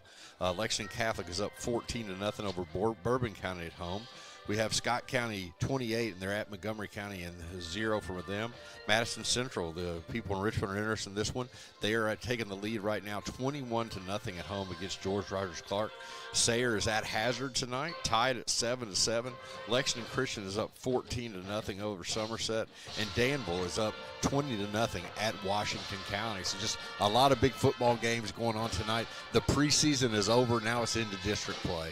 Yeah, this is really approaching that time, and we talk about how fast the season goes by, but just a couple of regular season games left. So these coaches are wanting things to come together now, aren't they, as far as the development of their team? You don't have much time left. Yeah, and that's what I was going to say. You know, you practice all you can, not all you can practice, but you're practicing the same things over and over. And like I say, right now is where these teams need to start going towards their peak. You want to be trending upward as you get into towards the postseason. And right now, as both coaches talked about, they're playing for seeding, they're playing for home games in the playoffs, and that's what you want to do. And both these teams right now are leaving it out here on the field. So I'm going to see what kind of tweaks both teams make to see if they can make a stop and get a big victory here.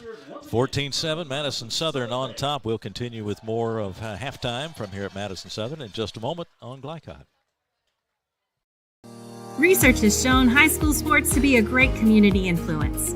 Join scores of local businesses that have partnered with Glycod in sponsoring live, hometown-oriented sports programming on our video and social media platforms. For more information, email info@glycod.com. Hey folks, this is Duke Owens, General Manager here at Cartown Kia. We have new Kias arriving daily, and I have over 20 lenders that want to approve you. So come see us here at Cartown Kia or look us up online at cartownkiausa.com. I believe in Kentucky. I believe in Kentucky. I believe in small town values. And mom and dad and the things they handed down. I believe some of the best people in the world are farmers. I believe in insurance that protects families, homes, and cars. I believe in always finding a way to do what you love. I am Kentucky. I am Kentucky. I am Kentucky. Donating plasma is an easy way to earn up to $600 a month as a new donor while saving lives. That's right. Every donation you make helps patients in need survive and thrive. Returning donors also see monthly bonus payouts and I Give Rewards points. Go to cslplasma.com to learn more about plasma donation. CSL Plasma. Good for you, great for life. Proudly based in Jessamine County, R.J. Corman Railroad Group has been serving North America's railroad industry since 1973. Find out more by visiting rjcorman.com. For high-quality railroad service, it's R.J. Corman. You're watching Central Kentucky High School Football from Glycod.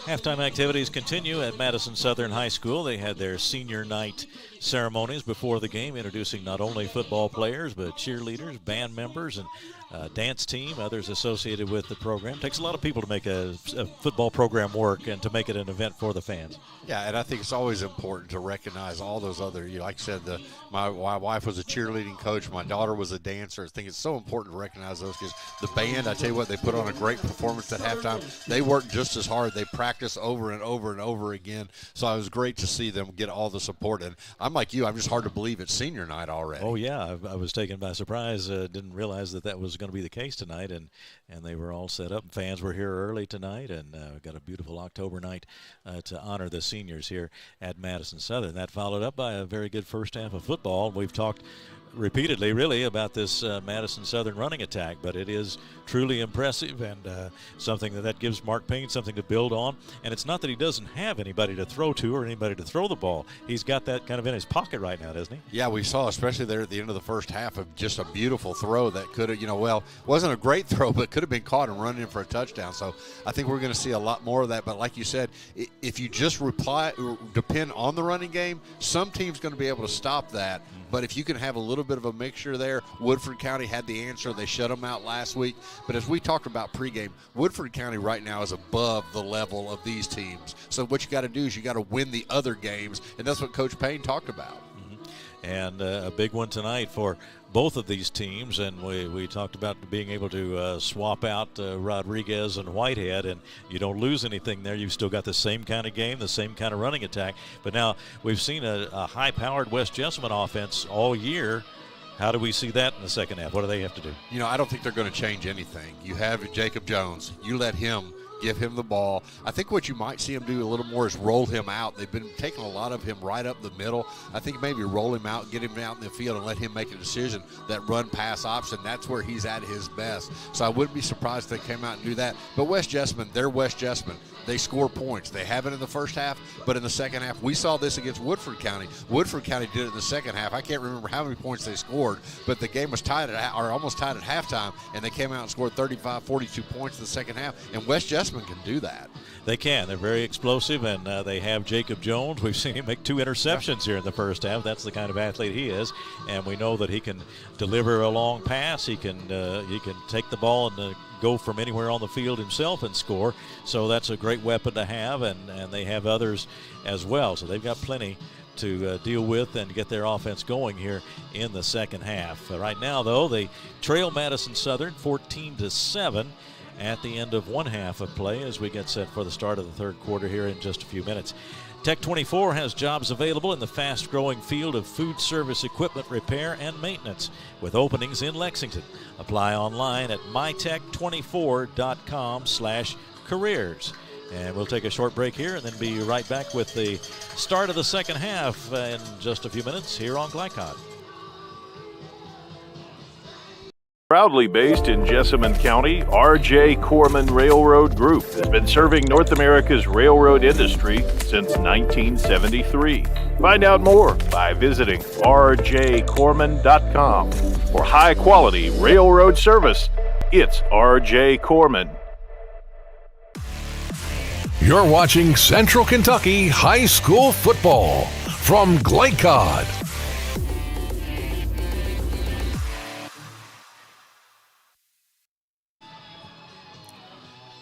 Madison Southern High School, the site of our ball game tonight. The visitors from West Jessamine are back on the field, as are the homestanding Madison Southern Eagles. Both teams really in need of a victory. We've talked about how important this game is to both teams, and it's still very much anybody's ball game. We've talked about the dominant running attack, but this is by no means a long, long way from over.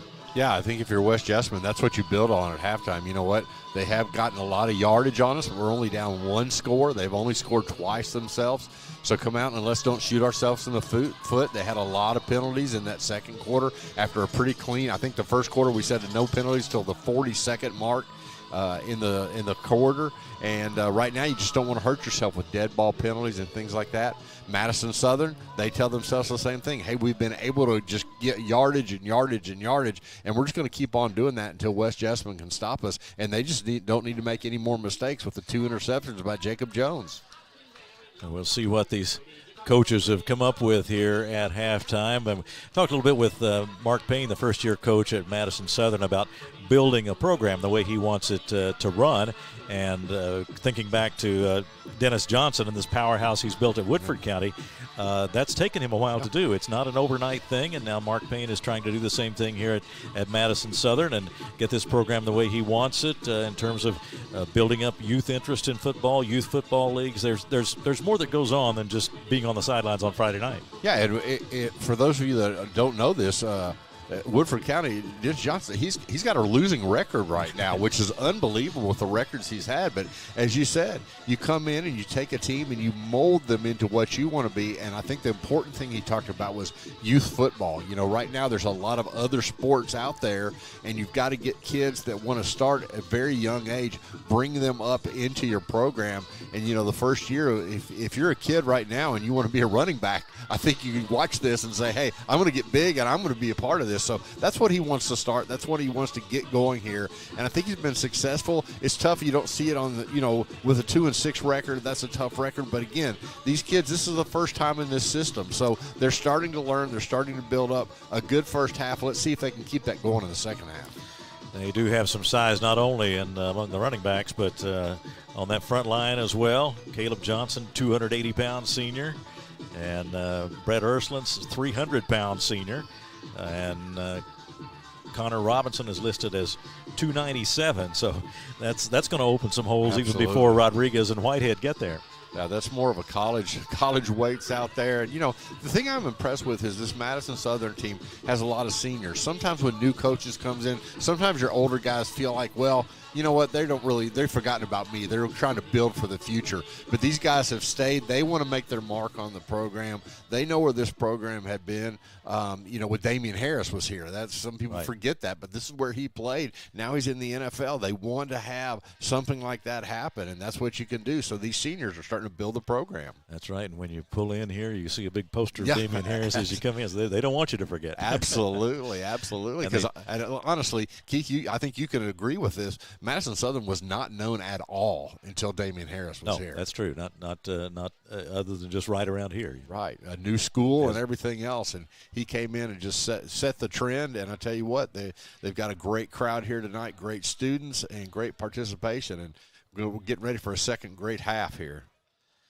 Madison Southern on top, 14-7, and the home team will kick off to start our second half. We move into the third quarter, and anybody's ball game, but made much closer by that long kickoff return by Dalton Carter, and he's back there again.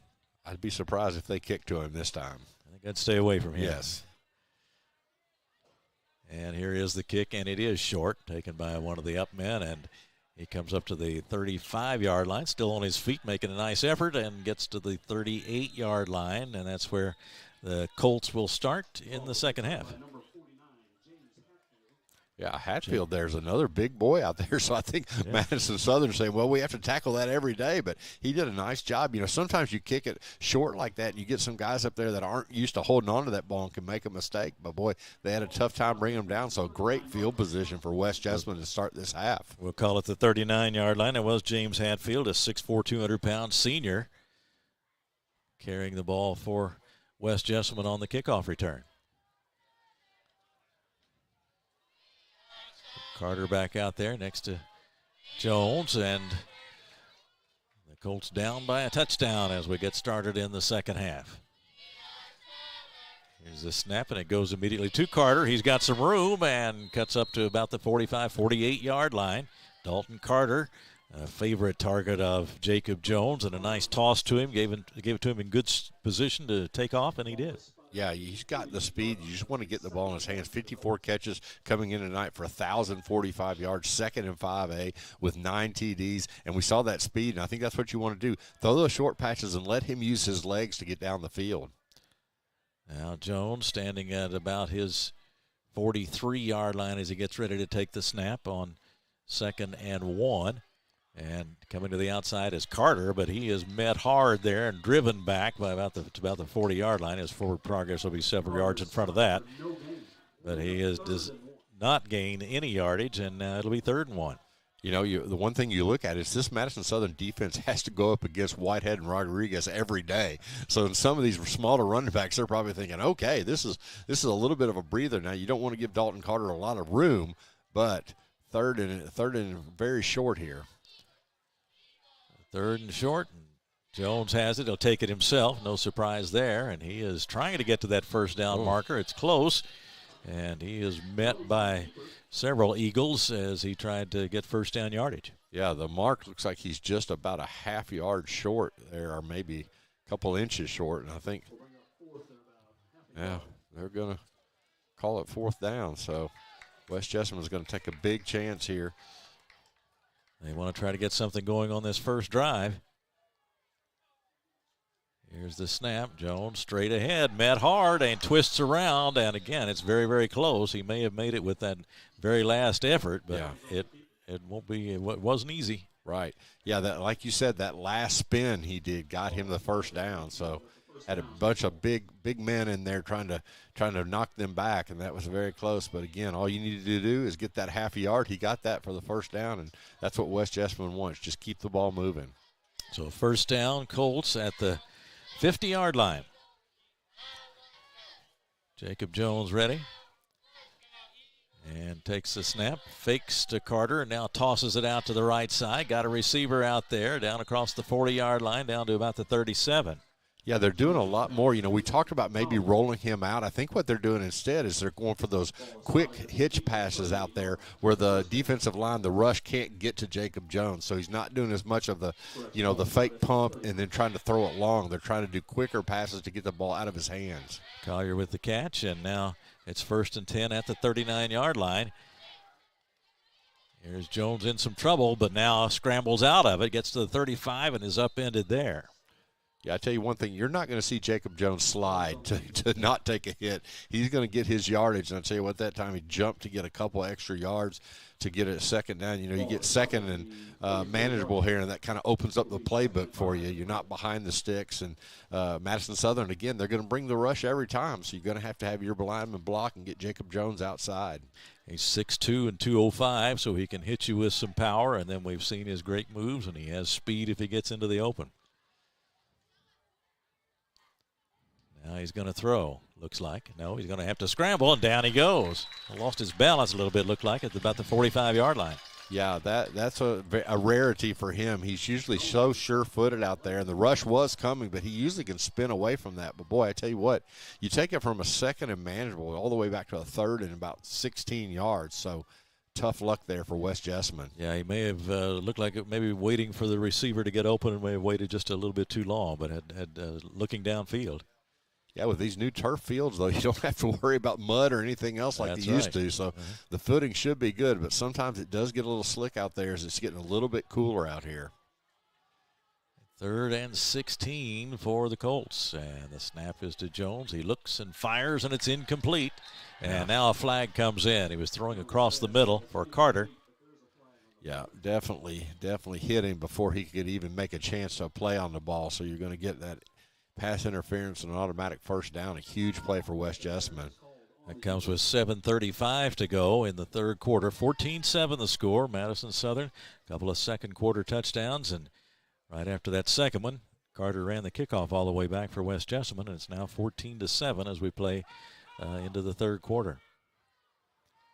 It's a big first down here. You want to take this opening kickoff down, and right now West Jessamine is doing something that we're not used to seeing them doing, taking time off the clock also. You want to keep possessions down in this second half, and if you can go down the field, score, get this game tied up with not a whole lot of time left. 1st and 10 from the 29. Not much running room there. And the ball is loose. Yep. And looks like Madison Southern has it, and they do. Big turnover there. That was just a tough one. Got hit, was spinning and got hit and just was not able to hold on to the ball. We're going to have a quick look at that here on the recovery for Madison Southern. Just a killer play right now for West Jessamine. So let's watch here as the ball comes up. He makes the spin and gets hit right here and just grabbed the ball out. Actually, as he's being tackled, it was never fumbled. He just ripped it out and came down with it. Big play for Madison Southern, because right now West Jessamine had all the momentum. So Madison Southern, they're going to get the ball to their big running backs. It looked like the Colts were headed for what would be a tying touchdown. Now it's Madison Southern. Here's Etheridge getting the ball, coming around the end, and then taking the pitch from the quarterback Woods, and he's across the 40 to the 43. That's good for a first down, and we haven't seen a whole lot of Jay-Sean Etheridge yet, but he is a threat. Yeah, nice play there. They kept something they hadn't run all night, had a little flanker come across the middle, got that pitch forward there. So if that ball is not caught, it's incomplete, but a good gain for them for a first down. As Coach Mark Payne indicated they would, the quarterbacks, Woods and Chambers, sharing some time tonight. Woods is in there now. Takes a snap and turns and hands to the running back right behind him, and that is Rodriguez, and he's up close to midfield. Yeah, Madison Southern, we talked about this at halftime. They're not going to make any changes. It's like, I'm not sure if there's a penalty on the play. 13 men on the field.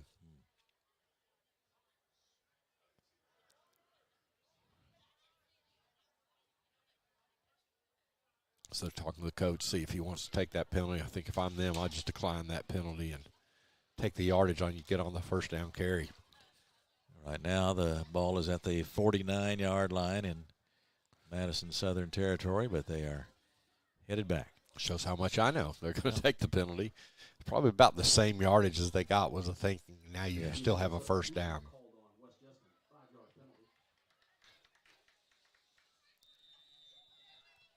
So now we'll call it 1st and 5 from the 46.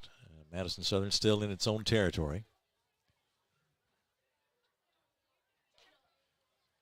And the snap, and again, the give is to the running back, Rodriguez. And he's across the 50-yard line and has first down yardage at about the 47. And then, again, if you're West Chester, you got to shake your head. Rodriguez comes out, and they bring Whitehead in. There's no rest there for the weary.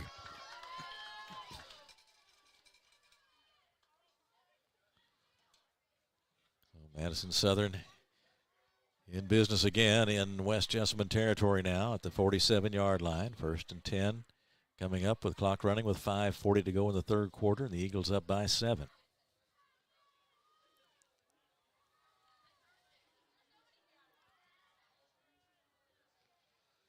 Receiver out wide left, but Woods takes the snap and hands it right behind him to Whitehead, and he is straight ahead now to the 42-yard line. Just bruising running there. I tell you what, they do a great job of just big men on the line just push forward, and the big running back's right behind him. And West Jessamine, as they got tired against Woodford County, they're starting to do the same thing, you can tell. Now you see that in high school football. A lot of the athletes are going both ways, and if you've got some depth, especially at a position like a running back and these types of running backs, you can really wear some teams down by this stage of the game. Absolutely.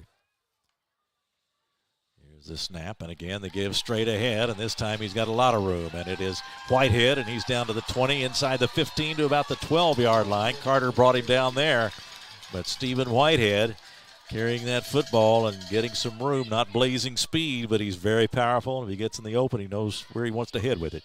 Yeah, very, very smart runner there, as you said. Doesn't have blazing speed, but was able to get outside and just move it on down the field. Here's the big play for him. Got the ball there, crosses that 40-yard line, and then he just goes and goes. A lot of trouble getting him down. Now the snap in the hand is to Sullivan this time, and Sullivan gets across the 10 down to the 8-yard line. Good job by West Jessamine there, because had he gotten out of that tackle, he's going to go in for the touchdown there. So, again, a little bit of different type of running back, but then they bring Rodriguez back in, and I think West Jessamine's going to just say, okay, let's stop him this time. But tough, easier said than done. It's much easier said than done. That is correct. As Woods gets ready, he has led the team down on a very efficient drive this time, benefiting from those powerful running backs, and the snap, and they'll keep it right on the ground. There's Rodriguez straight ahead, and he's going to score. Yep. 9 yards out, just was able to just take that ball in. I tell you what, he's a tough running back, and if we were West Jessamine right now, you'd like for these lights to stay out for a little bit, but just have not been able to control these two big running backs for Madison Southern. I tell you what, I'm really surprised that Woodford County can keep this team from scoring just the way those running backs are. Yeah, it was a shutout win for Woodford over Madison Southern, but tonight now the Eagles about to take command of this one. Oh. And now they do run straight ahead, and it Whitehead is a two-point conversion. Whitehead took it in, yeah. So they did not shift into the kicking formation this time, and it's 22-7 with 3:49 to go in the third quarter. A nice drive down the field by Madison Southern, and the two-point conversion follows, and it's a 15-point lead for the Eagles. 22-7 the score. We'll be right back on Glycod. Hey folks, this is Duke Owens, General Manager here at Cartown Kia. We have new Kias arriving daily, and I have over 20 lenders that want to approve you. So come and see us here at Cartown Kia, or look us up online at cartownkiausa.com. You're watching Central Kentucky High School Football from Glycod.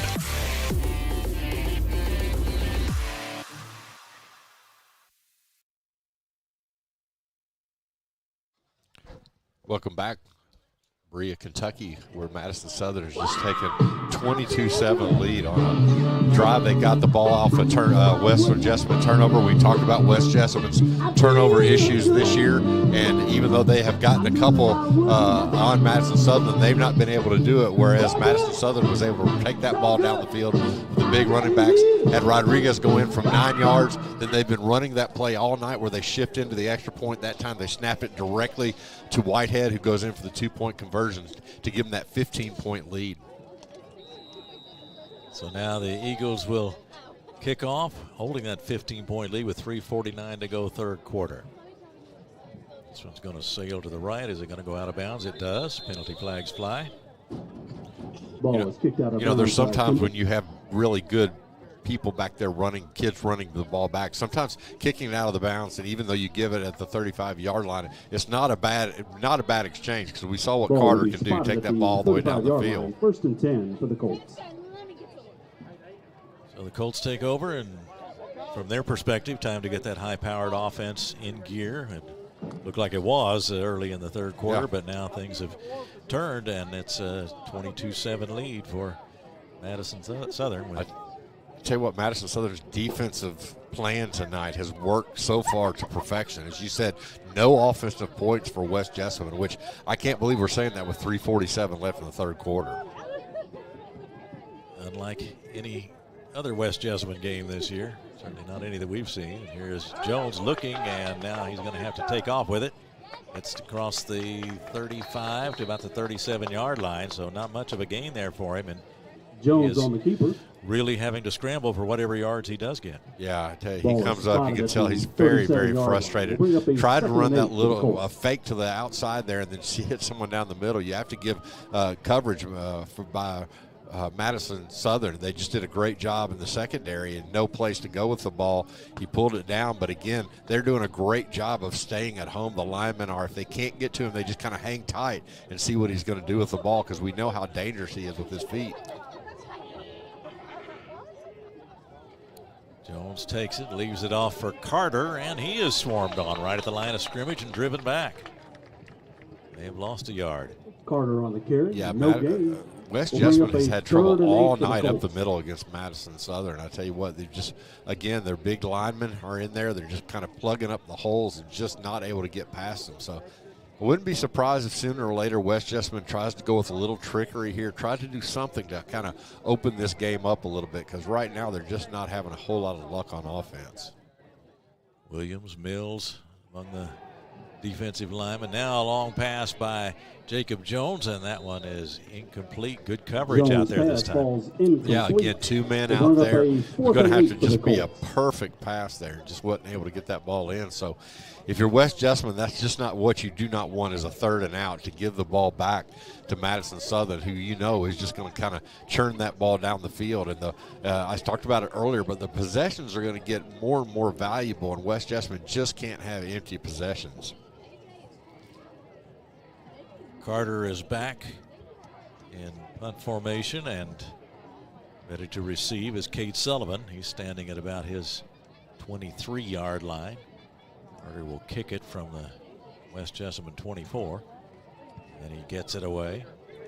A high kick. Sullivan's not going to go anywhere near that one. Now he does come closer as it takes a big bounce, but they'll down it at about the 27, 28-yard line in Madison Southern territory. We'll take a break here and come back in just a moment. 2:13 to go third quarter. Madison Southern leads West Jessamine 22-7 on Glycod.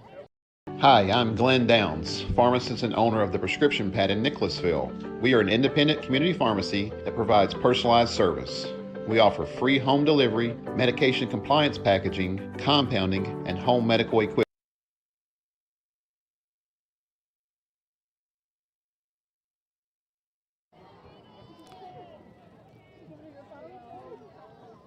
.213 to go, third quarter. Madison Southern on the offense now, and looks like Etheridge that took that snap and went straight ahead. Yeah, seeing a lot more of Etheridge right now. Yeah, we were looking for him to have the football in his hands a little more maybe Ball this is half. spotted at the 33-yard line. But again, that's not been an actual need to have a wide open game. They've been so strong with that running game, but Etheridge took the snap that time, just went straight ahead. Doing the same thing, going to go Wildcat with Etheridge and just let him go and see if West Jessamine can stop it. Across the 35, and then, oh, he got away. Now he's back, circling back to the 30, gets to the 35, the 40, the 45. He's at midfield. Down the left sideline he goes, and they trip him up at about the 28-yard line. Oh, well, I thought that play was over a couple of times. So, Keith, what was one of the keys of the game you had for West Jessamine? Well, they had to be sure on tackles. Yes, and that time they were not sure on tackles. I think West Jessamine thought, as we did, that he was in the backfield. So, 26-yard line. Just a great run there by Etheridge. I think what you're seeing is Madison Southern. They're good. They're pulling out things tonight that they're going to use later on in the year, and now's the time to do that. With a minute 21 seconds, you're up 15. I'll tell you what, just a great run there by Etheridge. They got Whitehead in there now. And it's straight ahead again. Whitehead on the kick. Whitehead with the carry that time. Great run here. We're going to see this again. Just take a look at this. It looks like he stopped, gets hit there, twist around here, and that's where everyone thought he was down, and then he just breaks it to the outside there. Just a great run. It just keeps on spinning. And as you said, Keith, just got tripped up right there at about the 27, 28-yard line. Great run. Inside the final minute of the third quarter now. 2nd and 7 from the 23. And the snap, and it was around the left side, and that's going to be a touchdown for Madison Southern. Cade Sullivan took it, and he went in, and we're seeing a lot of that Madison Southern playbook now. They've opened up a 28-7 lead. Yeah, I tell you what, we talked about it earlier. Cade Sullivan's a couple plays, he's just been almost there, just a step short, or just a step from going for the end zone. And that time he took it around the edge and got in the end zone. Just a great play. And I tell you what, West Jessamine is on their heels right now. 28-7 the score.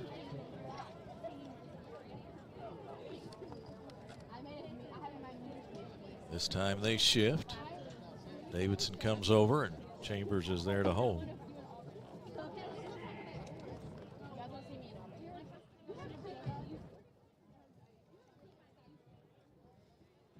And the snap and the kick.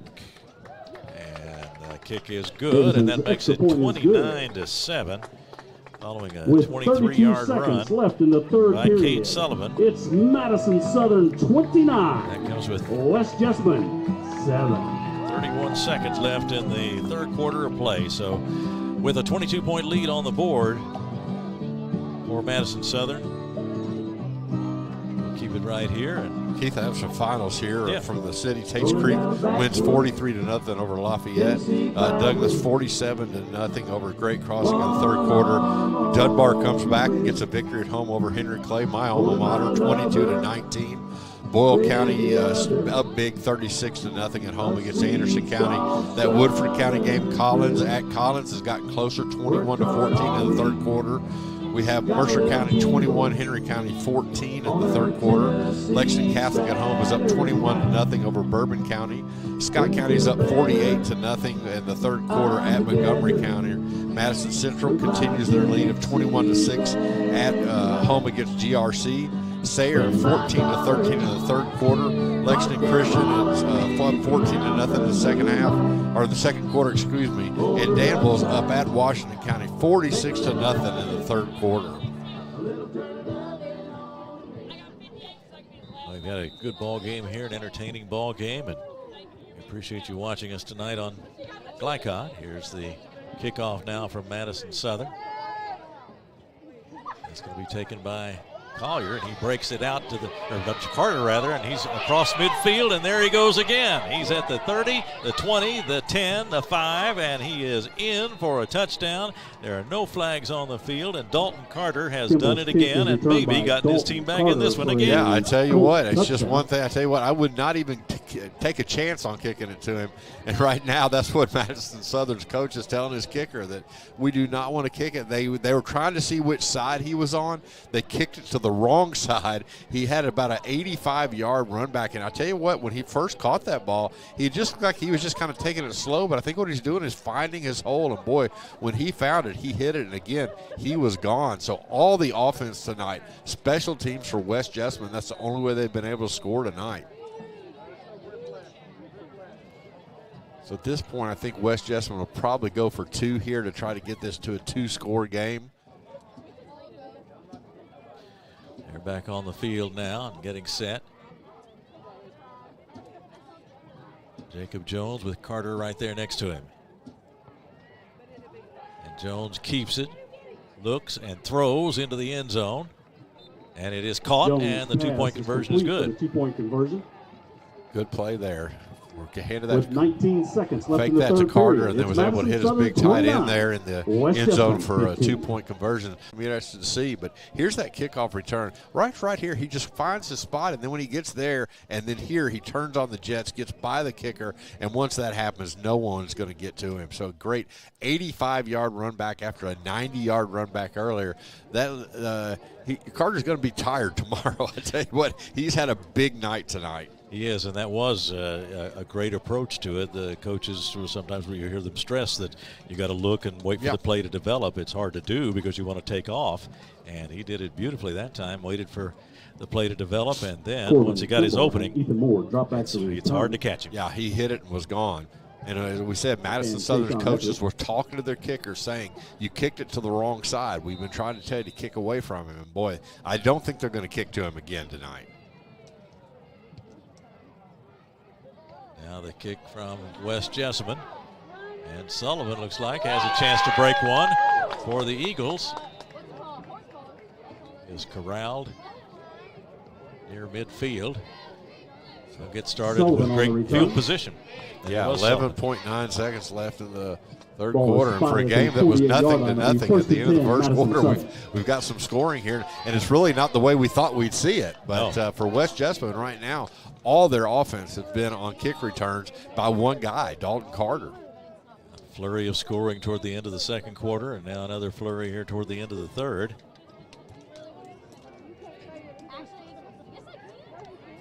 Etheridge is back there again for Madison Southern. He takes it, and there he goes around the left side. A lot of speed, gets toward the left side, but and across midfield, but flag comes in as he's run out of bounds over there. Multiple penalty flags on the field. Usually a hold or something over in that area. Spring him outside, but like you said, that time, whoever did it was not very inconspicuous about it because there's 3 different flags on the field. Didn't fool anybody, did they? No. I figure when there's 3 flags on the field, they're not going to pick it up and wave it off like they do sometimes. So right now there may be multiple penalties is what they're talking about. Having to talk it over probably because there were what did you see? What did you see? What did you see? And I think they're all going to be against Madison Southern.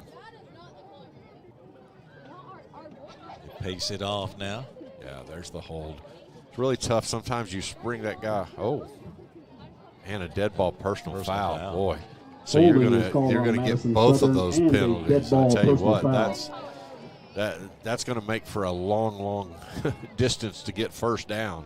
So the one saving grace they have is, even though it was a dead ball, you still get that first down play because it came back on the penalty. So you're 1st and 35. 1st and 35. Well, final seconds of the third quarter. I'll let Etheridge take it up the middle, and here he goes. And he's at the 40, 44, and is caught right there, and he just about took that one all the way. Yeah. Carter caught him that time. So Carter's used to running, breaking free himself, and he stopped that one. But a big yardage there on the first down. 29-15 the score. Madison Southern on top. We've come to the end of the third quarter. We'll be right back with the fourth on Glycon. If you or someone you know is having thoughts of suicide or experiencing a mental health or substance abuse crisis, 988 provides connection to free confidential support. There is hope. The Lifeline works. For 24/7 confidential support, just call, text, or chat 988. For more information, including a list of local resources, visit jessaminehealth.org/wellness. For any of your window, door, and siding needs, contact the team at Elite Building Products. Their factory-certified, licensed, and insured contractors have been installing energy-efficient windows and doors for over 30 years. They also offer energy tax credits and military veteran discounts. Locally owned and open weekdays at 242 Wilson Drive, just off of the 27 bypass. For a free estimate, call 859-887-2440. Elite Building Products. You're watching Central Kentucky High School Football from Glycod.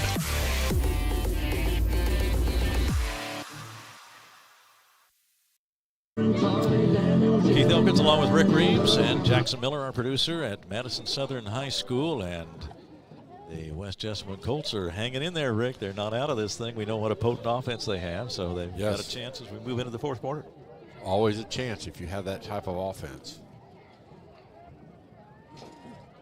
And it's Etheridge making his move before he's finally met by a couple of Colts and driven back to about the 45-yard line. So, yeah, you usually look at 3rd and 12 as tough, but they had 1st and 35, so they have gotten some yardage there. But looks like they're just going to continue with Etheridge in the Wildcat, and right now have those other running backs, and he has not handed it off yet, but I'm sure they're building for some type of play where he will do that. So 3rd and 11 from the 47. And again, it's Etheridge straight ahead. And this time he breaks through, gets down to the 40-yard line and down to about the 37, 36-yard line. Etheridge really carrying the load here, but that's a different kind of look, a different kind of runner. Yeah, exactly. And now they're going to go back with a more traditional. You bring Etheridge out, you bring Whitehead in, and Etheridge will move to the outside where he's been most of the game. I tell you what, from a 1st and 35 all the way down to get the first down, just big play there for Madison Southern, because West Jessamine, they could have gotten a stop there and gotten that ball back.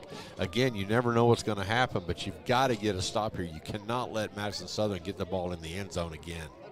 Yeah, that's worth mentioning again, converting a 1st and 35. So 1st and 10 now from the 36-yard line in West Jessamine territory. And a 1st and 35, and you didn't throw the ball at all to get the first down. Woods hands it off, and that is Whitehead. And he just bulldozes his way down inside the 25-yard line. And he is getting tougher than ever to bring down. Yeah, I tell you what, he just ran and ran, and we talked about it. The key to the game, finish those tackles, and West Jessamine has not been able to do that all night.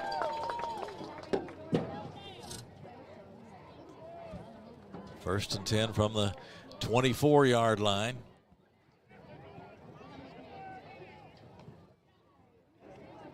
And the give again is to Whitehead. And again, he's got some room down to the 20, 15, 10-yard line and out of bounds.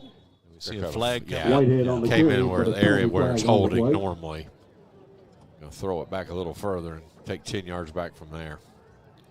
And that is the call. We're right at the 10-minute mark of the fourth quarter. 29-15 is the score, with Madison Southern on top, trying to get their 3rd win of the season. They came in at 2-6, 1-2 in district play. West Jessamine 3-4, 1-1 in district play coming into Ball is spotted tonight's back at game. the 35-yard line. Yeah, I tell you, not Will seeing be first Madison and Southern 21 play, for the Eagles. I can't imagine how they have a 2-6 record. But I tell you what, they're building up. That's what they want to do. Now they give again straight ahead and down to close to the 30-yard line. Now they go back to the Mullins. third running Lucas back. Yeah. Mullins on the carry. So we have Mullins, Whitehead, and Rodriguez, and then throw some Wildcat Ball in, is throw spotted some at the others. 30-yard line. Well, You've got lots to do. Mark Payne said before Second the game and 16 for Madison Southern. they've been working hard. He was pleased with how his team was coming along, but it just hadn't translated into wins as often as they'd like. And they're on their way to one tonight. It's not in the bag by any means, but they are in good shape right now. Here's Mullins again on the outside this time. Gets down to about the 20-yard line and inside the 20. Yeah, that Mullins on time the he carry. tripped also, or he was going to break outside and go a little further. Now, again, they bring Mullins out. You bring Rodriguez Ball in. is spotted at the Colts 20-yard West line. Jessamine has to figure out a way to stop now. Isaac Moore Third also and back 6, in there Madison for Southern. Madison Southern. Etheridge out to the left. We saw him operate in the Wildcat for quite a while, and he was effective there. They've got some weapons, and they've got some balance. It's not just a one-dimensional team by Absolutely. any means. Well, to have 3 running backs, that makes you multi-dimensional. 3rd and 6. Woods takes it and leaves it off there. Circling to the left. Corralled and dragged out of Rodriguez on the bounds. carry. Rodriguez took that one. He showed some pretty good speed getting to the left side, but they were able to meet him out there. Yeah. Looks like he got enough for the first down there. So, Ball is that's, spotted again, at the you've had 1st 11-yard and line 35 and couldn't for stop him. another 3rd and Whitehouse 6 Clinic there. You Eagles. just had First to. down. West Jessamine just has to get a stop sometime.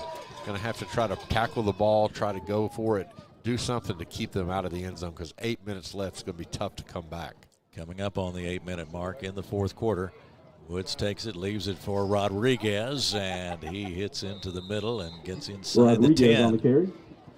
Correction, the ball is spotted at the 13-yard line. Rodriguez is really good at being able to feel the pressure coming at him and then bouncing it to the other way. So very good for a big man Ball to is be spotted that. at the 8-yard Take line. him We'll out bring and up bring in second down an and even 5. bigger one, and that's Whitehead's coming in now. So Whitehead is in there. They look to the sideline. Clock at 7:35. This will be a 2nd and 5 play for Madison Southern. Yeah, West Jessamine has an injury and give them time to get another player on the field. Now we're set, and the clock is in motion at 7:30 now with the clock running. Fast game tonight. Not a whole lot of stoppage and a lot of ground going. Whitehead in there, Sullivan alongside the quarterback, and now Sullivan's going to get the carry, and he cuts inside the 5, battling toward the goal line. Sullivan on the carry. Sullivan, I tell you what, he's another one. He's just not going to go down easily. You're going to have to bring him down. They didn't lock him up that time, spun it all the way down. Looks like it's going to be 3rd and very short. Yeah, they can still get the first down. Like they may be. Oh, nope, they went ahead and gave him the first down. Signaled the first down. Yeah, didn't they? first and goal. Sure did. That comes with 7:04 left. Now it's a 1st and goal. Have Whitehead in there. I wouldn't be surprised to see him get that ball, but sometimes you might fake it to him and let your quarterback run around the edge. This gives it to Sullivan, and Sullivan's going to score. Sullivan cutting for into the that right touchdown. side and took it on in. Cade Sullivan, a little additional speed, but he's a pretty powerful runner too, and he takes it in for the touchdown to make it 35-15. Yeah, good job there. His 2nd touchdown of the night. I tell you, really, Madison Southerners just had their will on offense. They've taken it down, been stopped I can remember maybe one punt that they've had tonight, but just very effective on the ground. And then a great job on defense holding this high-powered, or actually shutting out this high-powered West Jessamine team other than kickoffs.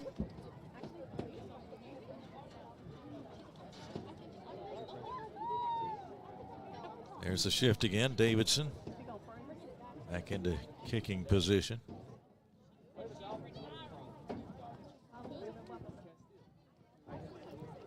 Trying to make this lead a 21-point margin.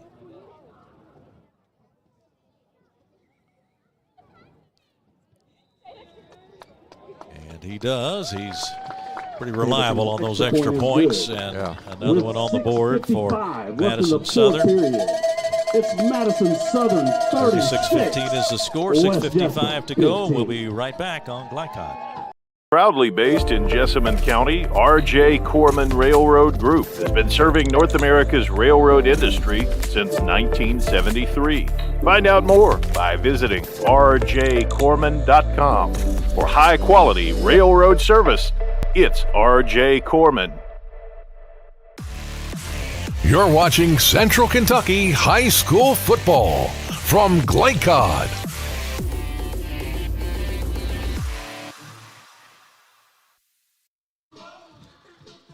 Back at Madison Southern High School, Keith Elkins along with Rick Reams and Jackson Miller, our producer. Going to watch the touchdown here. Again, gets the ball and just able to move it in. Cade Sullivan with second touchdown of the night. Put them up 36-15. And, you know, it's 6 minutes left. A high-powered offense hasn't been able to get on track tonight. Not saying it can't happen again, but I'd be very surprised if I see Madison Southern kick the ball anywhere in any direction of Carter. They just about have to disguise him, I think, to have that football go his way.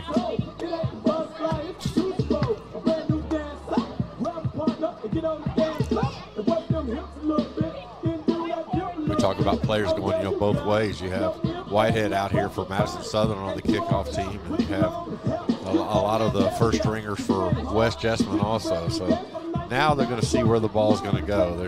They found where Carter is, and they're definitely not going to kick to him this time. But they swap. Yeah, there they go. There's a kick on the ground pretty much, and it's loose now, but Colts are on it at about the 30-yard line. Ball is touched at the smart play there by the kicker, because right at the last second, West Jessamine swapped players, which they may have done the last time. That may have been how Carter actually was able to get that ball, and Dalton Carter with his second touchdown return. But right now, you don't have a whole lot of time to mess around. 6:51, you're down 36-15. You've got to have some offense. You've got to have it quickly. Ball is spotted at the 31-yard line. The ball on the 31-yard line in West Jessamine territory. Colts get started there, trailing by 21. Jones straightens up and fires, and got a receiver out toward the left side. Jones's pass is complete. Dalton Carter had that one also. So Dalton Carter. Going to try some quick passes here, try to move the ball down the field. I think those are leading to something. Those are leading to a fake out and then up and see if you can get him open. We'll bring up 2nd and 4. 2nd and 4 now from the 31. Jones fakes, has to scramble, rolling right. They're after him, and he comes to the 40, the 45-yard line, and the tackle is made near midfield. Yeah, nice job there. Not only getting outside, but once he got outside, making that cut back in towards the middle of the field to get by those second and third defenders to pick up a good yardage. But that's really the first time, other than the one time where he fumbled the ball, where we've seen Jacob Jones really get outside. He's got the first down, of course, and that will make it 1st and 10 with 6 minutes to go in the ball game, just over 6 minutes as it's coming up on that mark right now. And on the 49-yard line, West Jessamine still in its own territory, trailing 36-15. This time Jones rolls left, sets and fires downfield, got a man wide open, and the catch not made, though. He had to turn around. Pass to Gabriel Smith falls. Gabriel Smith was the intended receiver, and he was certainly out there by himself. Yeah, he was all alone out there, which sometimes is the hardest catch to make. But like you say, he got turned around a little bit. Second time tonight, Jacob Jones. Well, actually, third time tonight, Jacob Jones has had a wide open receiver. 2 times the receivers have dropped it. 1 time he overthrew it. But boy, that could have been a huge play. He would have just walked into the end zone, and that would have been the quick strike that they need. But if you're Jacob Jones, you got to shake that one off, and you got to go back and do your job and get the ball down the field and into the end zone. 2nd and 10 now. And again, Jones fires downfield for Carter. And that one is incomplete over on the left sideline. 2 Eagles right there with Carter. Yeah, tough on a right-handed quarterback to be rolling out to the left and throw back across his body. He got a lot of air on that, but just threw a little too far. But that leads to a 3rd and 10. And I think right now, if you're West Jessamine, you're definitely in 4-down territory. Etheridge was one of the defenders there. Seen his speed on the offensive side.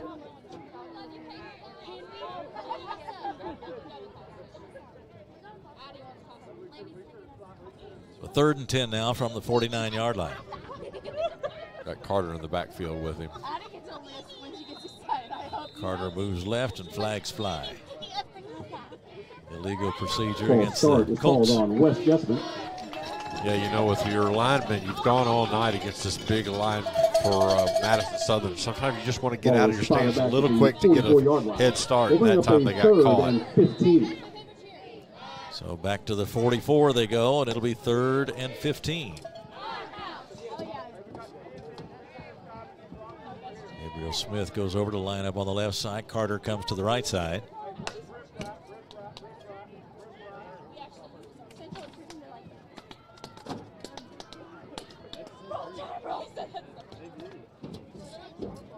The snap, and Jones ready, lofts it up there for Carter, and he can't quite gather it in, but he was out of bounds anyway, down around the 25-yard line. Falls incomplete. We'll bring up a little surprise on that play call, just because what I would have figured at that, if you had 3rd and 15, get about half of it, you know, and get it. But on that one, I think he thought maybe he had him, but he just, as you said, threw it too far outside and just not even a chance for Carter because the ball was out of bounds. So big play here, 4th and 15 with 5:38. You know, we saw Madison Southern got some long yardage on their runs on long 3rd downs. I don't think we're going to see that as much with West Jessamine, but I would put the ball in Jacob Jones' hand, roll him out, and let him make the decision. Waiting for the snap on 4th and 15 now for West Jessamine. And he is going to roll to his left. And he turns it on now, going to try to run it out of there, but is stopped short of the 50-yard line, so well short of what's needed for a 1st down. And now the Eagles will take over with 5:22 to go in the ballgame. Yeah, and if you noticed who was chasing Jacob Jones down out there, it was Whitehead. He was right on him and made the tackle. He's coming off the field. I think he's a little winded right now, but he ran all the way across. He was on the left side of the line, ran all the way across and chased Jacob Jones down. Just a big game for that young man. It is, and he has been a force for them on defense as well as offense. We've seen what he's done, the damage he's done at his running back position. Getting it done on the defensive side too, so Woods back there, quarterback. Sullivan in the backfield with him. Actually, that handoff goes to the running back, and Braden Kelly on the that kick. was Kelly. It looks like they. Yeah, Braden Kelly as the 24 replaced 2 on that sequence. Yeah, I think Whitehead and Ball probably the whole those 3-headed running backs will probably have they're done for the night right now. They've done their job. They got them down the field, got the ball in the end zone, have a 19-point lead right now, and I think are actually 21-point lead right now. So yeah, 36-15 margin, and Madison Southern on its way, it appears, to a victory, and it would be a very impressive win if it turns out to be this kind of margin. Snap and the give to Kelly again. He's got some room. He's inside the 30, the 25-yard line, and pushed out of bounds near Kelly there. on the carry to the 25-yard line. You know, this is cumulative effect of that big line on West Jessamine. You know, this is not a big running back. He is fast, but he's not a big running back. But at this point, West Jessamine's defensive line is just about done for the night, and so he is able to break through and break it all the way outside. Kelly comes out now. Mullins is in for Madison Southern. Yeah, Kelly lost his helmet there at the end of that play, so he has to come out for at least one play. 1st and 10 from the 25 for the Eagles. The snap, Woods takes it, hands off. And not much there this time. West Jessamine line met him. Mullins on the carry.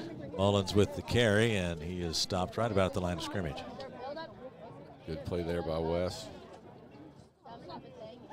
Ball is spotted at the 24-yard line. Mullins in there right Bring now. up a 2nd and 9 for the Eagles. Coming on 4 minutes left here in the game.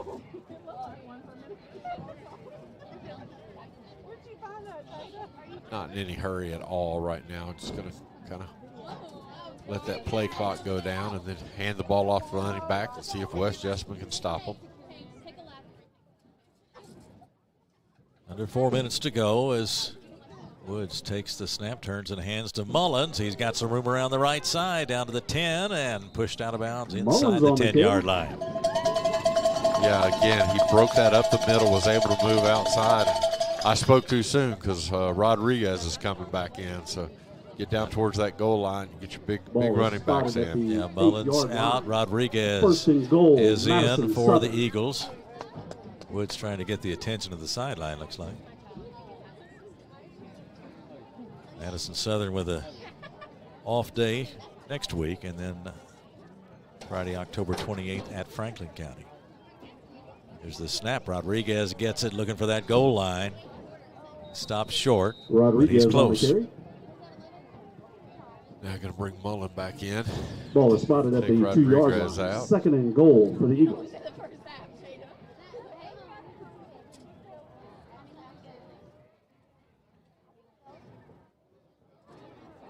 Rodriguez comes back out now. 2nd down. Going from the 2.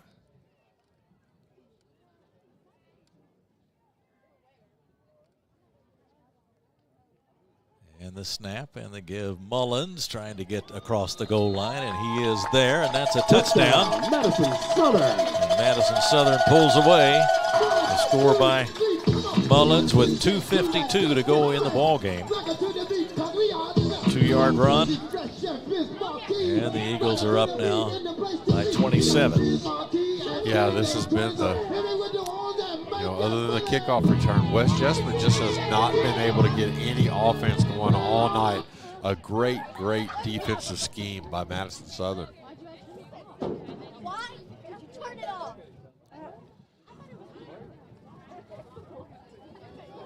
Davidson moves into position to kick the extra point.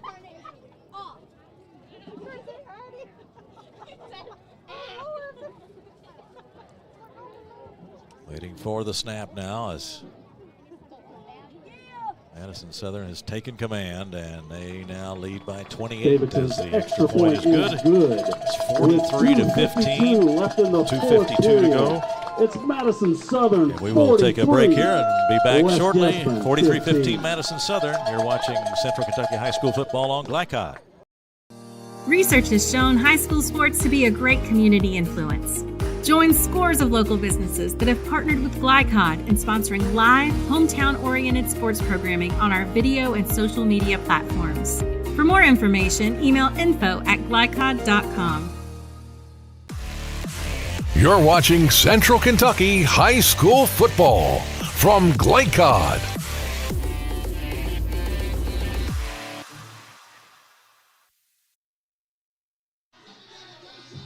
Keith Elkins, Rick Reeves, Jackson Miller back with you from Madison Southern High School in Berea, Kentucky. A beautiful night for football. And we had a 14-7 game at halftime, Rick, but Madison Southern has gradually worn the Colts down, and they've done it with a number of different weapons here in the second half.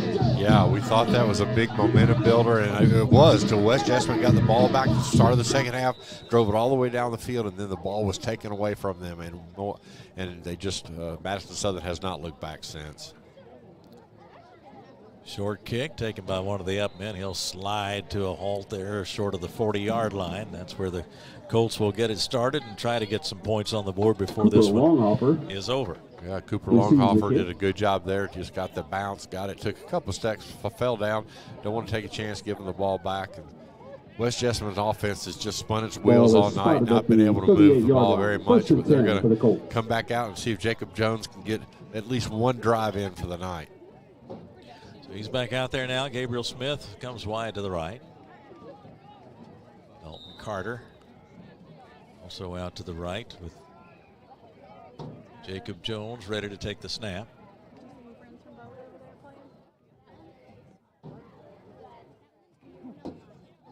He does now, and he's going to fire to Carter. Fired behind him and incomplete. Jones's pass just across midfield. We'll bring up a 2nd and 10. Just been a forgetful night for West Jessamine's offense and defense. Really, just overall game. And I tell you what, sure they're going to be disappointed, but in high school football, you can't dwell on a loss very long. You're going to have to get back out there, get back on the field, work up practice, see what you did, watch the tape tomorrow, which is not going to be a whole lot of fun, learn from it, and go on to the next game. 2nd and 10 from the 38. Jones fakes and lofts it out here for Smith, and again out of his reach and out of bounds. So they'll bring up 3rd down and 10, and for Madison Southern, this is really a chance to build on a great effort. And if you happen to come up opposite them in district play, why, you better watch out. Yeah, absolutely. And, the thing you think about is West Jessamine, as rough of a game as they've had tonight, they could play this team again. I mean, it can happen. And so you need to learn as much as you can. But, yeah, Madison Southern on a big uptick. Jones, quick one out to the right to Carter. Cuts upfield at the 40 and then is tackled at about the 43, 44-yard line. Whitehead was in on the tackle and Moore. West Jessamine, they are what they are. They're not going to change anything, and they're doing that right now. They're not going to just run the ball up the middle, try to get the clock over with, get the game over with. They're trying to build momentum for the rest of the year, even on this last drive, probably the last drive of the game for them.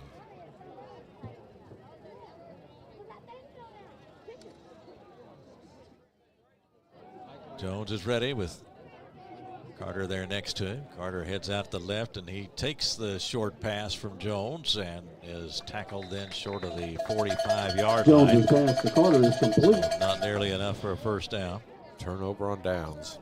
Stopped at the 44-yard line. Turnover on downs. 1st and 10, Madison Southern.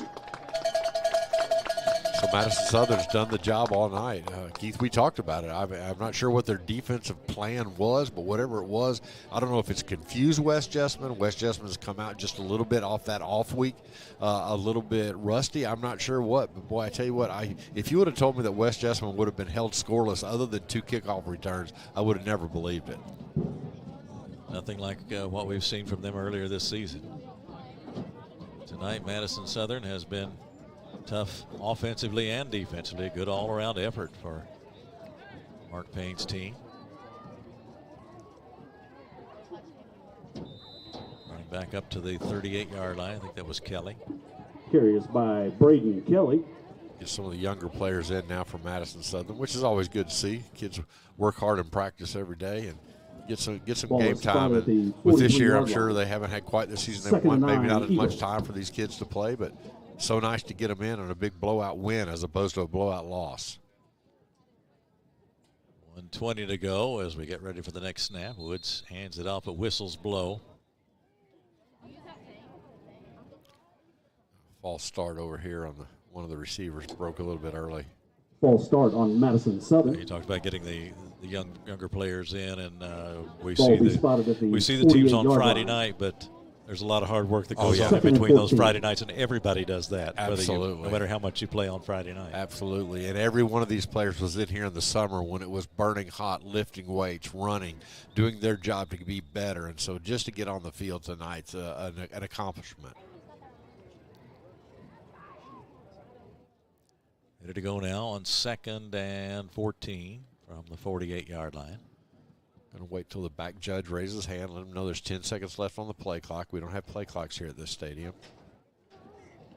Here's the give to Kelly, and he's straight ahead now to about the 40-yard line in West Jessamine territory. Inside the final minute now. Yeah, probably take one more snap here and then call it a night. So 43 to 15. Bring up a 3rd and 6 for Madison Southern. Convincing win for Madison Southern after a 14-7 halftime score. Inside the final half minute now as Kate Sullivan comes back out on the field for Madison Southern. And there's the snap. Woods has it, and he gives it to Sullivan, and he's going to be stopped at about the 48-yard line. And the final seconds will tick away.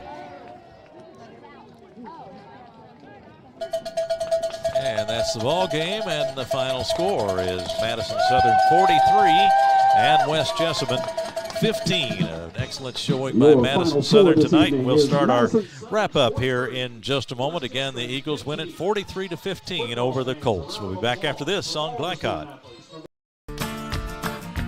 I believe in Kentucky. I believe in Kentucky. I believe in small-town values. And mom and dad and the things they handed down. I believe some of the best people in the world are farmers. I believe in insurance that protects families, homes, and cars. I believe in always finding a way to do what you love. I am Kentucky. I am Kentucky. I am Kentucky. For any of your window, door, and siding needs, contact the team at Elite Building Products. Their factory-certified, licensed, and insured contractors have been installing energy-efficient windows and doors for over 30 years. They also offer energy tax credits and military veteran discounts. Locally owned and open weekdays at 242 Wilson Drive, just off of the 27 bypass. For a free estimate, call 859-887-2440. Elite Building Products. Hi, I'm Glenn Downs, pharmacist and owner of the Prescription Pad in Nicholasville. We are an independent community pharmacy that provides personalized service. We offer free home delivery, medication compliance packaging, compounding, and home medical equipment. Getting your medications from us means no need to wait in line or on the phone for minutes.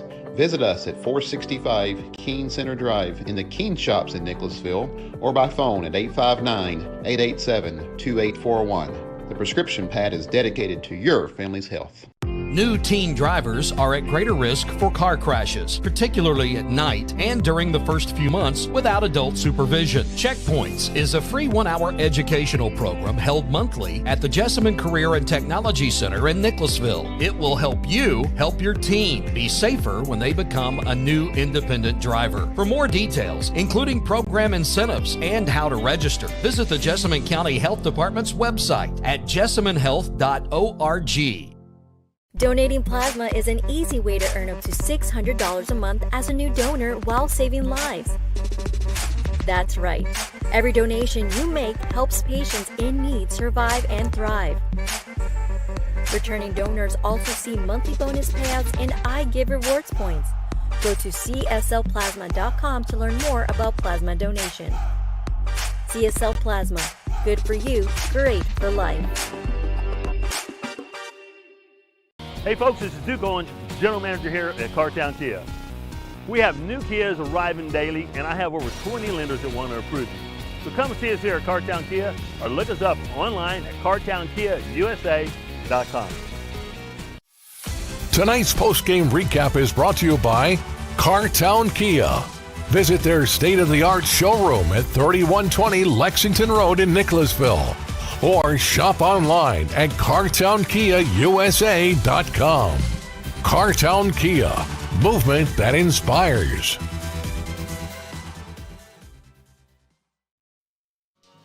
We're back at Madison Southern High School where the home team is celebrating a 43-15 win tonight. Madison Southern over West Jessamine. I'm Keith Elkins. Rick Reams is here, and Jackson Miller is our producer tonight. And Rick, we saw a competitive game that first half, although West Jessamine was never really able to get the momentum going. As you've said, the two kickoff returns were really all the scoring they had tonight. Yeah, so it was a tough night overall for West Jessamine. Just kept on spinning their wheels, which is very strange for this team.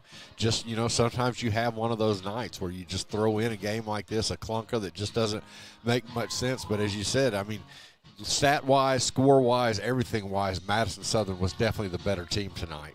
Well, they were, and they showed us some different weapons. We knew coming in and expected them to hit with the power running game, and they did that and really established that.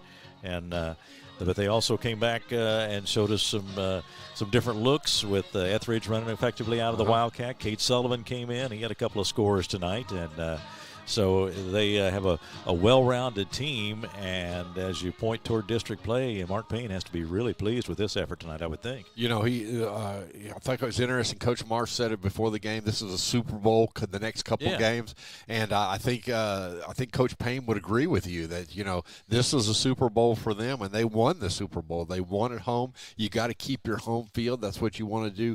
Go for the playoffs. And I tell you what, I think this is a big win that they're really going to build on this game. I'd be surprised if they spin backwards from tonight.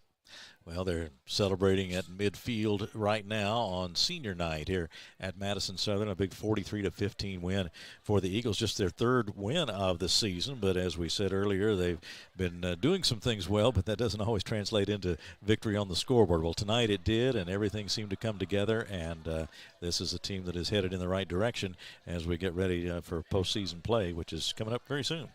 Yeah, it's going to be here. The way I gauge the high school season is I start off when it's so hot outside in these press boxes I can't hardly stand in them, and by the end I'm freezing. And that we're not to the freezing point yet, so that means we're not to the playoffs yet, but we're getting there. But tonight, again, you have one team that's building up towards the playoff, and right now you have another team, West Jessamine, who's making a little slide back. Had a bad second half against Woodford County, got it put to them, 77 points given up. Tonight, then, they give up 43 points. They've got to figure out this defense. The key to the game, we said, for West Jessamine was finishing tackles, and Keith, they just couldn't do it tonight. And those powerful running backs from Madison Southern made a big difference in establishing the game, and then that gave them a chance to work off of that and do some other things with their offense as well. 43-15 was the final. Madison Southern wins it over West Jessamine, and we've got much more to come on our post-game show, so stay with us. We'll be right back on Glycon. Hey folks, this is Duke Owens, General Manager here at Cartown Kia. We have new Kias arriving daily, and I have over 20 lenders that want to approve you. So come and see us here at Cartown Kia, or look us up online at cartownkiausa.com. Proudly based in Jessamine County, R.J. Corman Railroad Group has been serving North America's railroad industry since 1973. Find out more by visiting rjcorman.com. For high-quality railroad service, it's R.J. Corman. If you or someone you know is having thoughts of suicide or experiencing a mental health or substance abuse crisis, 988 provides connection to free confidential support. There is hope. The Lifeline works. For 24/7 confidential support, just call, text, or chat 988. For more information, including a list of local resources, visit jessaminehealth.org/wellness. Hi, I'm Glenn Downs, pharmacist and owner of the Prescription Pad in Nicholasville. We are an independent community pharmacy that provides personalized service. We offer free home delivery, medication compliance packaging, compounding, and home medical equipment. Getting your medications from us means no need to wait in line or on the phone for minutes. Visit us at 465 Keene Center Drive in the Keene Shops in Nicholasville, or by phone at 859-887-2841. The Prescription Pad is dedicated to your family's health. I believe in Kentucky. I believe in Kentucky. I believe in small town values. And Mom and Dad and the things they handed down. I believe some of the best people in the world are farmers. I believe in insurance that protects families, homes, and cars. I believe in always finding a way to do what you love. I am Kentucky.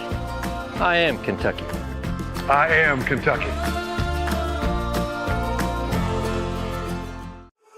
Glycon on YouTube is Kentuckiana's fastest growing high school sports video site. When you click to subscribe, don't forget to tap the bell and be notified of our upcoming live broadcasts and other unique video content. Subscribe for free now at youtube.com/Glycon. You're watching Central Kentucky High School Football from Glycon.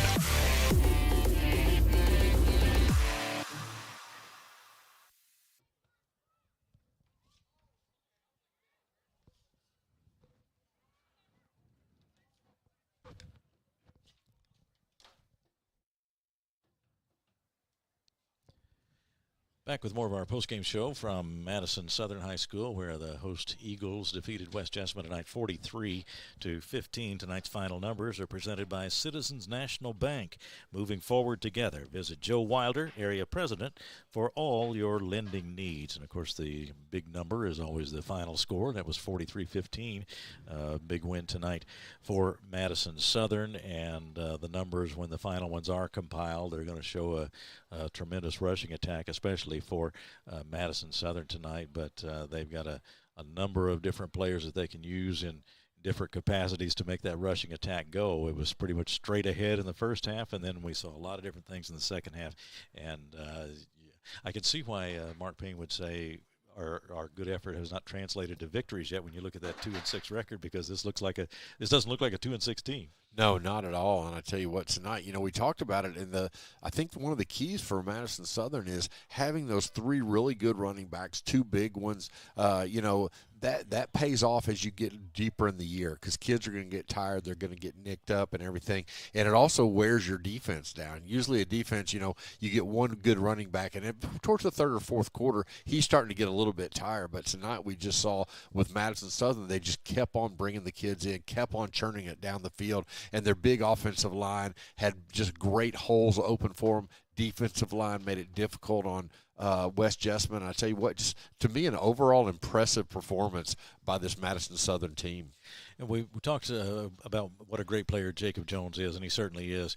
But tonight they were able to contain him, and in making long throws down the field, was not able to connect with his receivers, and part of the reason was that there were a couple of blue shirts right next to those receivers too. There's some good speed in that Madison Southern defensive backfield, and some good defensive play. Yeah, absolutely. And, they got a lot of pressure on Jacob Jones, made him uncomfortable back there. And then, as you said, he made the long passes out, just wasn't able to get his receivers open. Even though Carter has such good speed, he just wasn't able to get the ball out to him in open field. So, again, just a tough night for Jacob Jones and his offense. And then, as we talked about at West Jessamine, the defensively, they just could not finish the tackles. That one play by Etheridge was one that I think showed just the problems they've been having all year. And he was tied up, spun around, and then broke it outside. Instead of having maybe a 1 or 2 yard loss, ended up with about a 53 yard run there. So just a lot of trouble for West Jessamine. You got to go back to the drawing board and see what you can do. But the problem is, Keith, they've had this problem with tackling. So my question is, how are they going to fix it? Well, that's something you get this late in the season, and if you've got an issue there, you can't go to the waiver wire or anything like that, and you've got to depend on players to improve. But after you get to 8-9 games in the season, it's you can't just reform somebody overnight or in a couple of practice sessions, as much as they'll try to give an effort. But it's something they're going to have to continue to work on. You continue to try to improve, but it's a difficult chore at this stage of the year. Yeah, it's definitely a work in progress. But like you say, I know the coaching staff would have to say we would hope by this game we would have that figured out. But tonight we saw that it didn't. Now, they're not going to always face teams that are going to have a huge offensive line like this and then huge running backs. But still, it's been a problem all year, and you've got to get your defensive players' mindset back to a positive stance after giving up 77 points and then 43 points tonight. I mean, just a lot of points on the board, and that's just tough for these high school kids to get over. It is, and we pointed out tonight, of course, the 15 points came from the two kickoff returns by Dalton Carter, and that's certainly worth another mention. Just a spectacular runs by Carter, and particularly on that second one where we saw him watch for the play to develop, and it took a little while to develop, and he was just taking his time and taking a couple of 3 slow steps there before he really turned it on, but he was doing that with a purpose. Right, and he picked his hole. He made it outside, and he was the only offense they had all night. And I tell you what, 2 long kickoff returns, 185 yards, 195 yards. We talked about it right now. West defense is giving up 51 points a game. I mean, you really, no matter how high-powered your offense is, you can't come over that. 51 points a game is just, but like you say, if you're West Jessamine, you build on the one positive. Hey, our kickoff team did, that's something we can build on. Let's get the ball to him. But, man, it's going to be a tough film session tomorrow when they watch it. It is, and they will try to get back on the right track. They had that week off before, and now right back in action again next week. And you've still got time to work on some things and continue to give it an effort every day in practice. Football, you got to give it such a great physical effort every day, and when things aren't going well, you really have to find that energy somewhere, because you got to keep working at it. It's not going to get any better if you don't. Right now, you turn to your senior leadership. Your Jacob Jones, your different players, they're going to have to make a difference. Sometimes you hear about these teams having players-only meetings and things like that. Wouldn't be surprised to hear West Jessamine doing that, because, you got to have your senior leadership step up and go to the plate and get them going. We'll take a break here and be back with more of our post-game show in just a moment following the Madison Southern 43-15 win over West Jessamine here on Glycod. Donating plasma is an easy way to earn up to $600 a month as a new donor while saving lives. That's right. Every donation you make helps patients in need survive and thrive. Returning donors also see monthly bonus payouts and I Give Rewards points. Go to cslplasma.com to learn more about plasma donation. CSL Plasma. Good for you, great for life. Proudly based in Jessamine County, R.J. Corman Railroad Group has been serving North America's railroad industry since 1973. Find out more by visiting rjcorman.com. For high-quality railroad service, it's R.J. Corman. Hi, I'm Glenn Downs, pharmacist and owner of the Prescription Pad in Nicholasville. We are an independent community pharmacy that provides personalized service.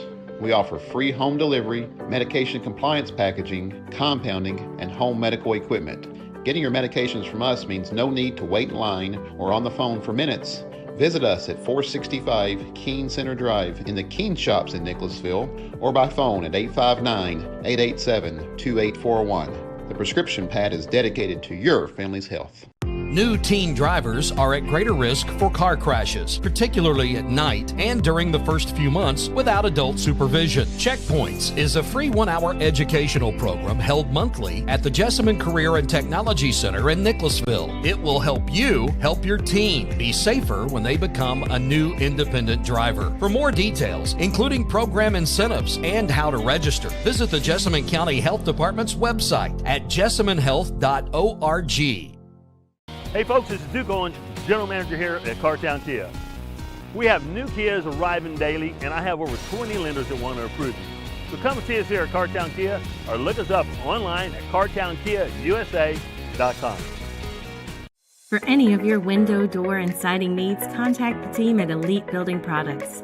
Their factory-certified, licensed, and insured contractors have been installing energy-efficient windows and doors for over 30 years. They also offer energy tax credits and military veteran discounts. Locally owned and open weekdays at 242 Wilson Drive, just off of the 27 bypass.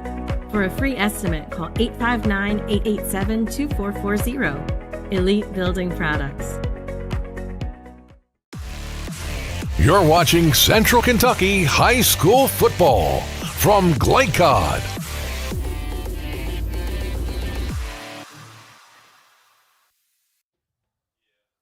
Back to wrap it up tonight from Madison Southern High School. Glad you joined us for the ball game tonight. Madison Southern wins it over West Jessamine by a score of 43-15. Rick, let's talk about the outstanding individuals in tonight's game. Yeah, I think tonight, you know, there's a number of players for Madison Southern that could be their most outstanding player, but I think tonight we went with Stephen Whitehead just for one reason, and that was because he did it on both sides of the ball. You know, a big offensive game, and we talked about one of the last plays on a fourth down. He came from the left side of the field, chased Jacob Jones all the way down on the other far sideline, tackled him to stop that fourth down. So just an overall great performance with one touchdown. But I tell you what, he was a big part of this Madison Southern offense and defense. He certainly was. And then for West Jessamine tonight, well, the only scoring came on the kickoff returns, and Dalton Carter provided the excitement there. Yeah, you know, again, for a team that didn't have much going on tonight, he had two of the plays, a 85 and a 90-yard touchdown kickoff return, and just showed off his jets there. You know, you got to build on something tonight, so you can build on that with his play. But just a tough night overall for West Jessamine. But you look at Dalton Carter, and he never gave up. Well, Rick, it was fun to call the game tonight. A beautiful facility here at Madison Southern, a beautiful night for football, senior night, and a win for the home team. And we hope folks enjoy the broadcast tonight. And we will tell you that tonight's most outstanding players presented by Elite Building Products. For any of your window, door, and siding needs, contact the team at Elite Building Products, located at 242 Wilson Drive in Nicholasville. Next week, the game's covered by Glycod Male against Bullitt East. PRP takes on St. X, Collins and West Jessamine. Nelson County and North Oldham. It'll be Manual against Mayle in a renewal of the old rivalry, and Bardstown against East Jessamine, Douglas against Boyle County, and next week. So it's a fine lineup of high school football on Glycod next week. That'll do it for us tonight. For producer Jackson Miller and for Rick Reams, I'm Keith Elkins. Thanks so much for joining us from Madison Southern. Again, the final score tonight was Madison Southern 43 and West Jessamine 15. You've been watching Central Kentucky High School football on Glycod. From Glycod, this has been R.J. Corman's Central Kentucky High School Football. R.J. Corman Railroad Group in Nicholasville, serving the railroad industry since 1973. Tonight's game was also brought to you by Kentucky Farm Bureau insurance agents Sean Atkinson and Kyle Rowe, big on commitment. Cartown Kia in Nicholasville, movement that inspires. The Jessamine County Health Department, jessaminehealth.org. The Prescription Pad, your local pharmacy in Nicholasville. Elite Building Products, for all your window, door, and siding needs. CHI St. Joseph Jessamine. And Citizens National Bank. For schedule information about our upcoming broadcasts, visit our website, glicod.com. Facebook and Twitter @Glycod. We thank you for tuning into this live sports presentation from Glycod.